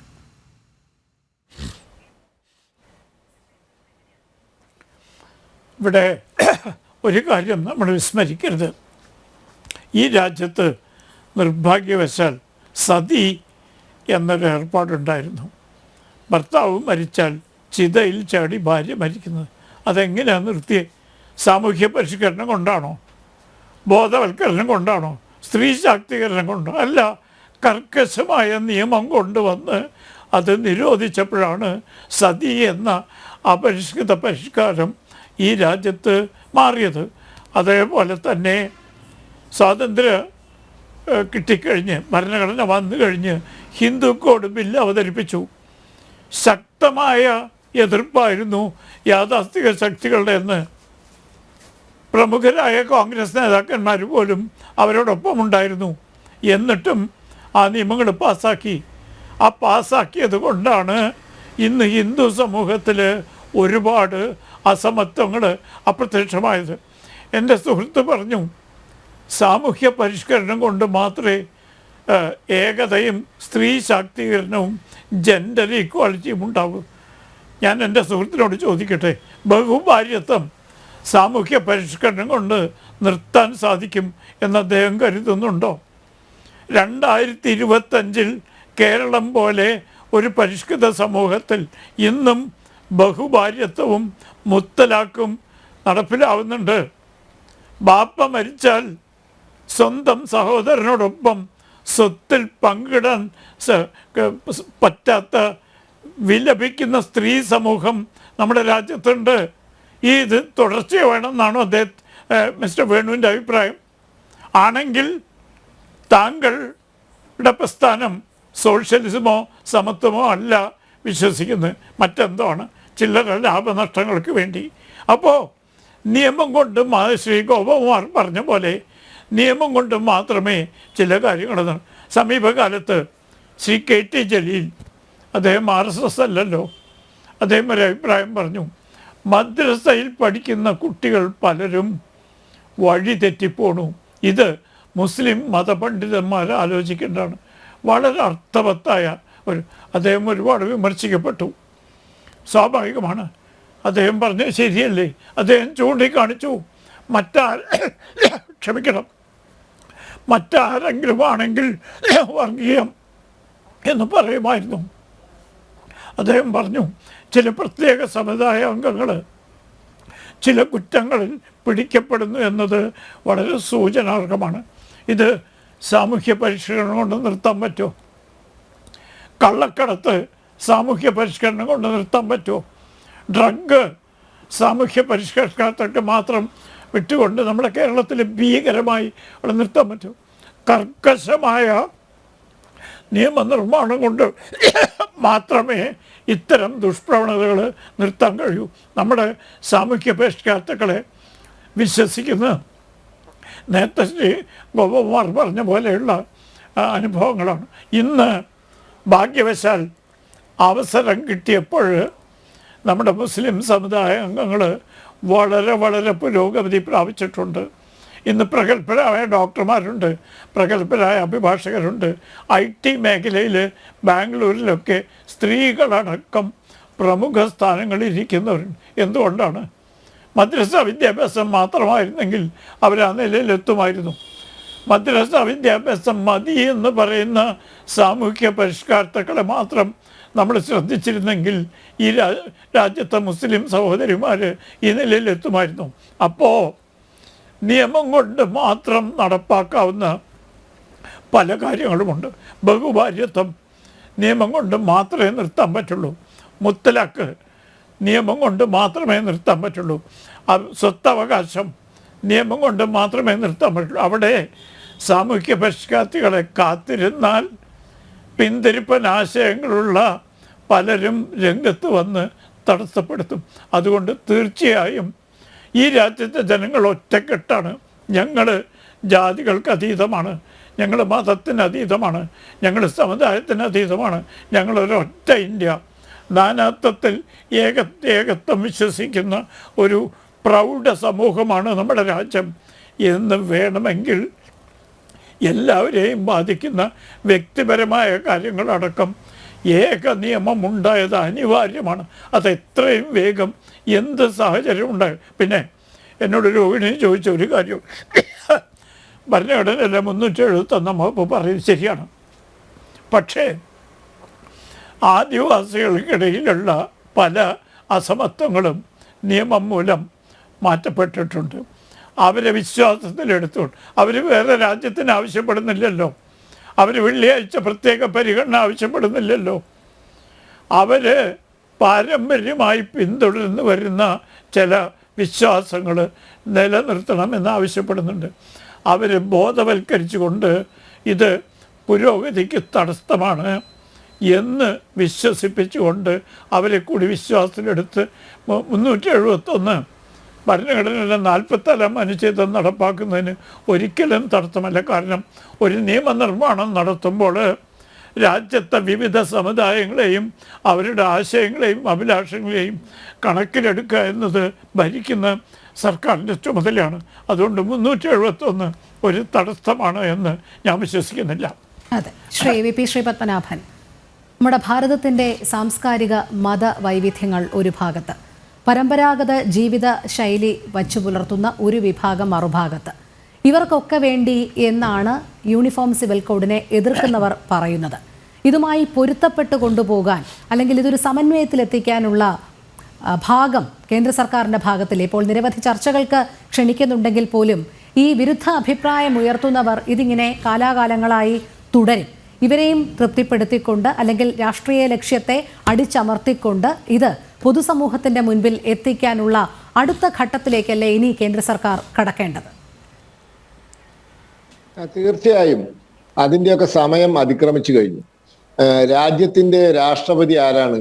രാജ്യത്തിന്റെ രാഷ്ട്രപതി ഒറീസയിൽ നിന്നുള്ള സന്താൾ വിഭാഗത്തിൽപ്പെട്ട ഒരു ആദിവാസി മഹിളയാണ്. അപ്പോ നമ്മൾ എവിടെ എത്തി? ഇനി ഇപ്പൊ ഇവിടെ കാട്ടാനയെ പിടിക്കാൻ പോകുന്ന ടീമിൽ വനിതാ ഫോറസ്റ്റുകാരില്ല എന്ന് പറഞ്ഞു. ഞാൻ ചോദിക്കട്ടെ, BSFന്റെ ഓൾ വിമൻ പെട്രോളിംഗ് ടീം ഉണ്ടല്ലോ. രാജസ്ഥാനിലെ ഇൻഡോ പാക് ബോർഡറും അതുപോലെ തന്നെ ഗുജറാത്തിലെ ഇൻഡോ പാക് ബോർഡർ, അതായത് സ്മഗ്ലിംഗ് ഏറ്റവും കൂടുതൽ നടക്കുന്ന, ഡ്രഗ് സ്മഗ്ലിങ്ങും മറ്റ് സ്മഗ്ലിങ്ങും ആയുധ സ്മഗ്ലിങ്ങും ഏറ്റവും കൂടുതൽ നടക്കുന്ന ഗുജറാത്ത് രാജസ്ഥാൻ ബോർഡറിൽ ഓൾ വിമൻ പെട്രോളിംഗ് ടീം ഉണ്ട്. BSFന്റെ എല്ലാ പത്രത്തിലും ഫോട്ടോ സഹിത വാർത്ത വന്ന സ്ത്രീകൾ മാത്രമുള്ള പെട്രോളിംഗ് ടീം. ഞാൻ ചോദിക്കട്ടെ, BSFന്റെ പെട്രോളിംഗ് ടീമിന് പ്രാഥമിക കൃത്യങ്ങൾ നിർവഹിക്കാൻ വല്ല സൗകര്യമുണ്ടോ? എന്നെക്കാൾ നന്നായി താങ്കൾക്കറിയാം, ഒരു സൗകര്യമില്ല. അപ്പൊ അങ്ങനത്തെ ചുറ്റുപാടിൽ ഓൾ വിമൻ പെട്രോളിംഗ് ടീം രാജസ്ഥാനിലെയും ഗുജറാത്തിലെയും ബോർഡറിൽ BSFന്റെ ടീമുണ്ട്. രാജ്യം 33% സംവരണം സ്ത്രീകൾക്ക് പാർലമെന്റിലും നിയമസഭയിലും കൊണ്ടുവരാനുള്ള നിയമം പാസാക്കി കഴിഞ്ഞു. 2029 ലോക്സഭാ തെരഞ്ഞെടുപ്പ് ഈ രാജ്യത്ത് നടക്കാൻ പോകുന്നത് 33% സംവരണം സ്ത്രീകൾക്ക് നൽകിക്കൊണ്ടാണ്. അപ്പൊ നമ്മൾ അവിടെയൊക്കെ എത്തിപ്പോയില്ലേ? പിന്നെ ചില വിഭാഗങ്ങൾക്ക് അവരുടെ പിന്നോക്കാവസ്ഥ അല്ലെങ്കിൽ അവരുടെ വിദ്യാഭ്യാസപരമായ അല്ലെങ്കിൽ അവർ ജീവിക്കുന്ന റിമോട്ട് സാഹചര്യങ്ങൾ മനസ്സിലാക്കി ചില സംസ്ഥാനങ്ങളിൽ ട്രൈബൽസിനിടയിൽ ചില വിട്ടുവീഴ്ചകളൊക്കെ താൽക്കാലികമായി വേണ്ടിവരും എന്ന് വെച്ച് കേരളത്തിലെയും അല്ലെങ്കിൽ പിന്നെ കുറെ മുന്നോട്ടെത്തിയ സംസ്ഥാനങ്ങൾ വിദ്യാഭ്യാസപരമായിട്ടൊക്കെ ലേശം മുന്നോട്ടെത്തിയ സംസ്ഥാനങ്ങളിലൊന്നും ഈ ആനുകൂല്യം കിട്ടാൻ പോകുന്നില്ല. ഗോവയിലില്ലാത്ത ആനുകൂല്യം ഉത്തരാഖണ്ഡിൽ കൊടുത്തത് ഉത്തരാഖണ്ഡിലെ പ്രത്യേക സാഹചര്യം കൊണ്ടായിരിക്കാം. ആ ആനുകൂല്യം നോർത്ത് ഈസ്റ്റിൽ കിട്ടാൻ പോകുന്ന, കാരണം നോർത്ത് ഈസ്റ്റിലെ ട്രൈബൽസ് ഒക്കെ നല്ല എഡ്യൂക്കേഷൻ കിട്ടി നല്ല പുരോഗതി തേടി മുന്നോട്ട് എത്തിക്കഴിഞ്ഞു. അപ്പൊ അത് ചില പ്രത്യേക സാഹചര്യങ്ങൾ താൽക്കാലികമായി അനുവദിക്കുന്നതാണ്. അപ്പൊ നമ്മൾ എവിടെ എത്തിക്കഴിഞ്ഞു. നമ്മൾക്ക് ഇനി ഈ കടുംപിടുത്തത്തിലൊന്നും നിൽക്കാൻ യാതൊരു എന്താ പറയാ അവകാശമില്ല, അർഹതയില്ല. ലോകം നമ്മളെ കളിയാക്കും എന്നേ ഉള്ളൂ. കാരണം വികസിത ഭാരതം എന്ന് പറയുമ്പോൾ നരേന്ദ്രമോദിയോട് ലോക നേതാക്കന്മാർ ചോദിക്കില്ലേ, നിങ്ങളുടെ നാട്ടിൽ ഇപ്പോഴും ബഹുഭാരിത്വം ഇല്ലേ? 2014 നരേന്ദ്രമോദി വരുമ്പോൾ ജനസംഖ്യയിലെ 68% ശൗചാലയമില്ലായിരുന്നു. ഒക്കെ പോട്ടെ, തീവണ്ടിയിലെ സ്ഥിതി എന്തായിരുന്നു? റെയിൽവേ സ്റ്റേഷനിലെ സ്ഥിതി ഇന്ന് റെയിൽവേ സ്റ്റേഷനിൽ മാലിന്യമുണ്ടോ? ജൈവ ശൗചാലയങ്ങൾ വന്നില്ലേ? അപ്പൊ അവിടുന്നൊക്കെ നമ്മൾ ഓരോ ദിവസവും നമ്മൾ മുന്നേറിക്കൊണ്ടിരിക്കുകയാണ്. അപ്പോൾ നമ്മളെ പോലത്തെ ഒരു സമൂഹത്തിന് ഇതിന് യാതൊരു അർഹതയുമില്ല. അടിയന്തരമായി നാം നമ്മുടെ ഭരണഘടനാ ശില്പികൾ പറഞ്ഞ പോലെ കാര്യങ്ങൾ തീരുമാനിച്ച് ഒരു പരിപൂർണ പരിഷ്കൃത സമൂഹമായി മാറേണ്ട സാഹചര്യമുണ്ട്. അത് ഞാൻ മനസ്സിലാക്കുന്നത് 23ാം ലോ കമ്മീഷൻ ഏതാനും മാസങ്ങൾക്കുള്ളിൽ റിപ്പോർട്ട് കൊടുക്കുമെന്നാണ്. അത് കൊടുത്തു കഴിഞ്ഞാൽ പിന്നെ it is A matter of time. ആ ഒരു സമയത്തിന്റെ സാങ്കേതികമായ തടസ്സം മാത്രമേ ഉണ്ടാവുള്ളൂ. അത് ഈ രാജ്യത്ത് അധികം താമസിയാതെ ഏകീകൃത സിവിൽ നിയമം നടപ്പിലാക്കും എന്ന് തന്നെയാണ് ഞാൻ വിശ്വസിക്കുന്നത്. അതെ, ശ്രീ സേനാപതി വേണു, നമ്മുടെ രാജ്യത്തെ ലോകം മുഴുവൻ ഉറ്റുനോക്കുന്ന ഒരു കാലഘട്ടം കൂടിയാണ്. ഈ ആഗോളവൽക്കരണ കാലഘട്ടത്തിലാണ് ഇത്തരത്തിൽ ജനാധിപത്യ വിരുദ്ധമായിട്ടുള്ള നിയമങ്ങളെ തുടച്ചു നീക്കേണ്ടത്. ഇവിടെ രാഷ്ട്രീയ സങ്കുചിത മനോഭാവം വെടിഞ്ഞ് എല്ലാവരും ഒറ്റക്കെട്ടായി ഏക സിവിൽ കോഡിന് വേണ്ടി പ്രയത്നിക്കേണ്ട ഒരു സമയം കൂടിയല്ലേ? അല്ല, ആ കാര്യത്തിൽ ആർക്കാണ് തർക്കമുള്ളത്? ഇപ്പൊ ശ്രീപത്മനാഭൻ സാർ പറഞ്ഞതിൽ ഒരു വൈരുദ്ധ്യം ചൂണ്ടിക്കാണിക്കുകയാണ്. ഇപ്പൊ ഇതുവരെ ഉണ്ടായ നേട്ടങ്ങളെല്ലാം അദ്ദേഹം ചൂണ്ടിക്കാണിച്ചു. അത് ഏകീകൃത സിവിൽ കോഡ് വന്നതുകൊണ്ടൊന്നും അല്ലല്ലോ. ഏകീകൃത സിവിൽ കോഡ് വന്നതുകൊണ്ടാണോ ഇപ്പം എന്താ പറഞ്ഞ ആദരണീയായ രാഷ്ട്രപതി ബഹുമാന്യായ ദ്രൗപദി മുർമു ഇന്ത്യയുടെ രാഷ്ട്രപതിയായി വന്നത്?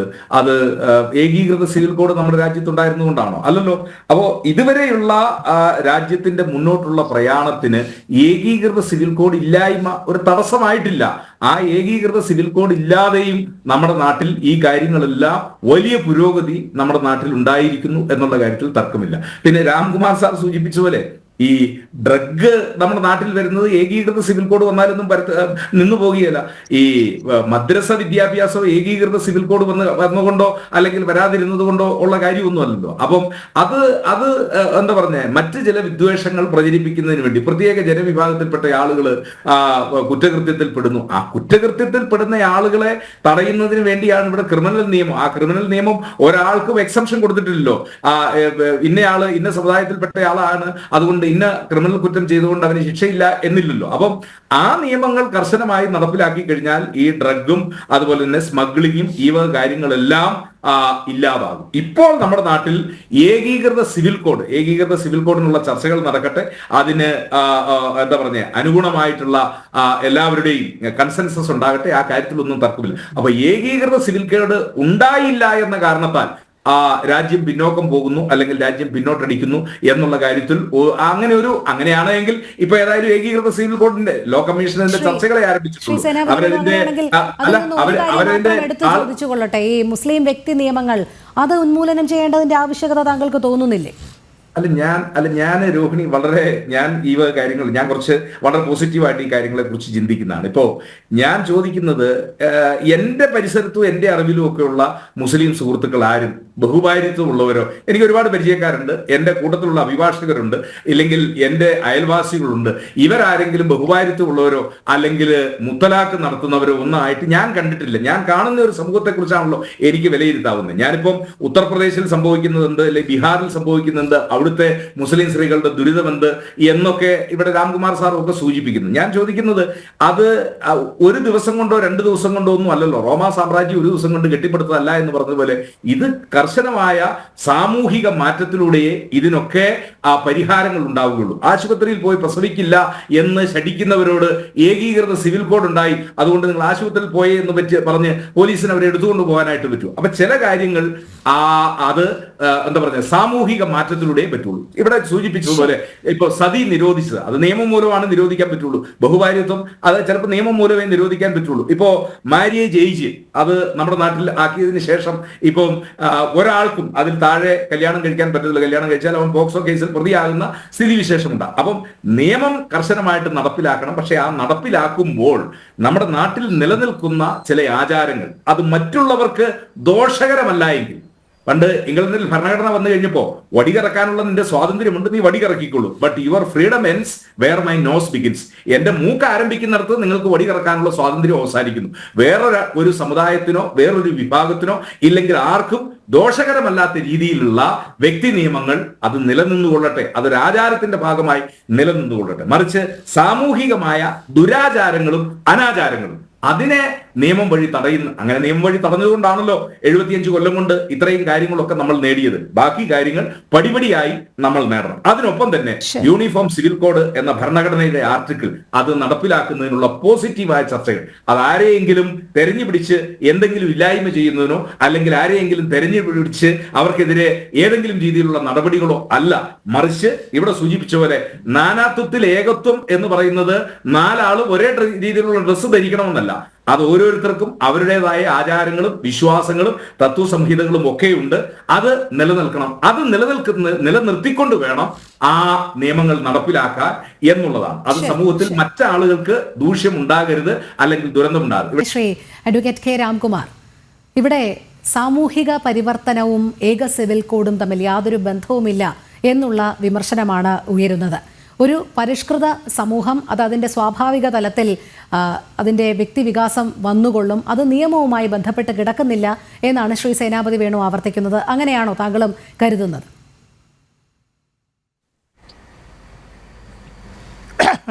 ഞാൻ വളരെ ബഹുമാനപൂർവ്വം ശക്തിയായ വിയോജിപ്പ് പറയുന്നു. ഉദാഹരണത്തിന് ഇവിടെ അഭിഭാഷകരായ എൻ്റെ സുഹൃത്തുക്കൾക്കറിയാം, പഴയ തിരുവിതാംകൂർ സംസ്ഥാനത്ത് ഈഴവർക്ക് പ്രത്യേക നിയമമുണ്ടായിരുന്നു, നായന്മാർക്ക് പ്രത്യേക നിയമമുണ്ടായിരുന്നു. Travancore Nair act, Travancore Ezhava act, Travancore Vellala, Nanjinad Vellala act. Vellala എന്ന് പറഞ്ഞ ഒരു സമുദായം മാത്രം. ഈ നിയമങ്ങളൊക്കെ ഉണ്ടായിരുന്നത് ബോധവൽക്കരണം കൊണ്ടോ സാമൂഹ്യ പരിഷ്കരണം കൊണ്ടോ അല്ല മാറ്റിയത്, നിയമം മൂലം മാത്രമാണ്. ഈഴവർക്കും നായന്മാർക്കും വെള്ളാളമാർക്കും രാജ്യഭരണകാലത്തുണ്ടായിരുന്ന പ്രത്യേക നിയമങ്ങൾ ഒരു ജനാധിപത്യ സംവിധാനം വരുമ്പോൾ റദ്ദ് ചെയ്ത് പൊതുവായ നിയമം ഉണ്ടാക്കി.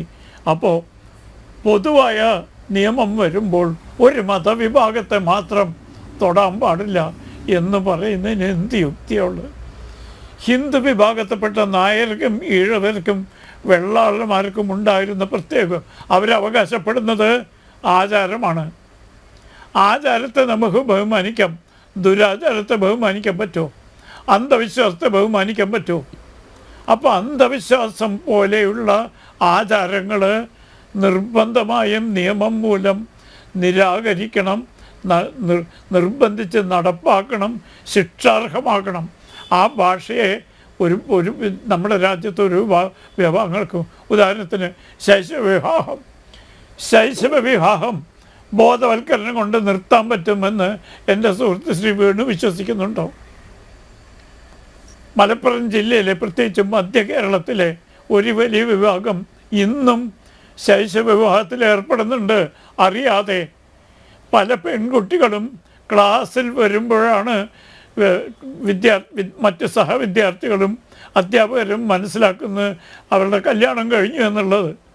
ഈ സമ്പ്രദായം പ്രബുദ്ധ കേരളത്തിൽ നിലനിൽക്കുന്നുണ്ടെങ്കിൽ ബീഹാറിലോ ബംഗാളിലോ ഉത്തർപ്രദേശിലോ രാജസ്ഥാനിലോ ഉള്ള മുസ്ലിം സഹോദരിമാരുടെ സ്ഥിതി നമുക്ക് ആലോചിക്കാനേ പറ്റുള്ളൂ.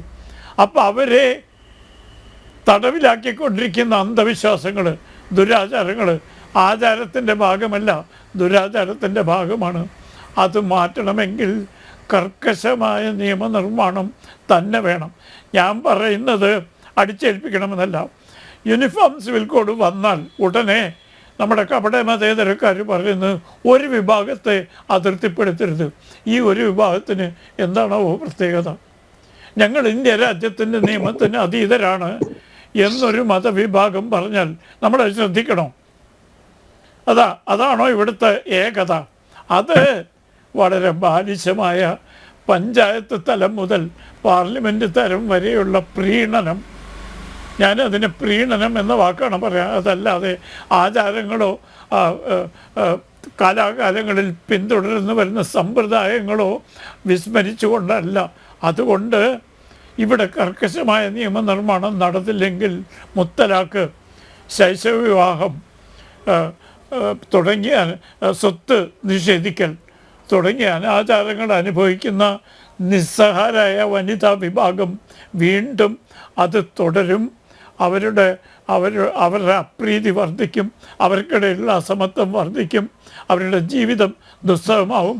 ഇത് വികസിത ഭാരതത്തിന് ചേരുന്ന ഒരു സമ്പ്രദായമല്ല. വികസിത ഭാരതം എന്ന പേര് പറഞ്ഞാൽ എൻ്റെ സുഹൃത്ത് വേണു ഉടനെ രാഷ്ട്രീയം പറയും. ഇന്ന് ലോകം മുഴുവൻ അംഗീകരിച്ചുകൊണ്ടിരിക്കുന്നതാണ്. ഒരു വികസിത ഭാരതത്തിൽ യൂണിഫോം സിവിൽ കോഡ് വന്നാൽ ഇവിടെ രാജ്യം മുഴുവൻ പാലും തേനും ഒഴുകും എന്നൊന്നും ആരും വാദിക്കുന്നില്ല. ഒരു സാമൂഹ്യ പരിഷ്കരണത്തിൻ്റെ ഭാഗമായിട്ട് സാമൂഹ്യ പരിഷ്കരണം ഏത് സമുദായത്തിനും അനിവാര്യമാണ്. ഇപ്പോൾ ഉദാഹരണത്തിന് ലോകം മുഴുവൻ കീഴടക്കി നടക്കുന്ന അമേരിക്കയിൽ ഇപ്പോഴും വർണ്ണവിവേചനമില്ലേ? അവിടുത്തെ നീഗ്രോകൾ അനുഭവിക്കുന്ന യാതനകൾ നമ്മൾ പലപ്പോഴും കാണുന്നില്ലേ? ഇത് പ്രേരണ കൊണ്ട് അല്ലെങ്കിൽ പരിഷ്കൃത സമൂഹം കൊണ്ട് മാത്രം നിർത്താൻ പറ്റുമോ? ആണെങ്കിൽ എന്നോ നിൽക്കേണ്ടതായിരുന്നില്ലേ? അപ്പം ഇതുപോലെ നമ്മുടെ രാജ്യത്തുള്ള അസമത്വങ്ങൾ, പ്രത്യേകിച്ചും സ്ത്രീ സമൂഹം നേരിടുന്ന അസമത്വങ്ങളും അനാചാരങ്ങളും അപരിഷ്കൃതമായ രീതികളും നിർത്തണമെങ്കിൽ നിർബന്ധമായും നിയമനിർമ്മാണം കൊണ്ട് മാത്രമേ പറ്റൂ എന്ന് വിശ്വസിക്കുന്ന ആളാണ് ഞാൻ. അതെ, തീർച്ചയായും. സമയക്കുറവ് കൊണ്ടാണ് ശ്രീരാംകുമാർ സാർ ഇടപെടുന്നത്. നമ്മുടെ ചർച്ചയുടെ സമയം ഇവിടെ പൂർണ്ണമാകുകയാണ്. യൂണിഫോം സിവിൽ കോഡ് യാതൊരു മതത്തെയും ലക്ഷ്യമിടുന്നില്ല. പകരം എല്ലാ പൗരന്മാരുടെയും അവകാശങ്ങൾ സംരക്ഷിക്കുകയും പ്രത്യേകിച്ച് സ്ത്രീകളെ ശക്തിപ്പെടുത്തുകയും മതനിരപേക്ഷതയും നിയമസമത്വവും ഉറപ്പാക്കുന്നതിനും ഏക സിവിൽ കോഡ് ആവശ്യമാണ്. ഒരു ദേശത്ത് അനേകം സിവിൽ നിയമങ്ങൾ ഇങ്ങനെ നിലനിൽക്കുന്നത് നീതിക്ക് നിരക്കാത്തതായതുകൊണ്ട് തന്നെ ഒരു രാജ്യം ഒരു നിയമം, അത് ഇന്ത്യയുടെ ഐക്യവും സമത്വവുമുള്ള ഒരു നാടാക്കി മാറ്റുന്നതിനുള്ള നിർണായക ചുവടുവയ്പാകട്ടെ എന്ന് തന്നെ നമുക്ക് പ്രതീക്ഷിക്കാം. ജനം ഡിബേറ്റ് പൂർണ്ണമാകുന്നു. പങ്കെടുത്ത എല്ലാ അതിഥികൾക്കും നന്ദി. ഒപ്പം പ്രേക്ഷകർക്കും നമസ്തേ.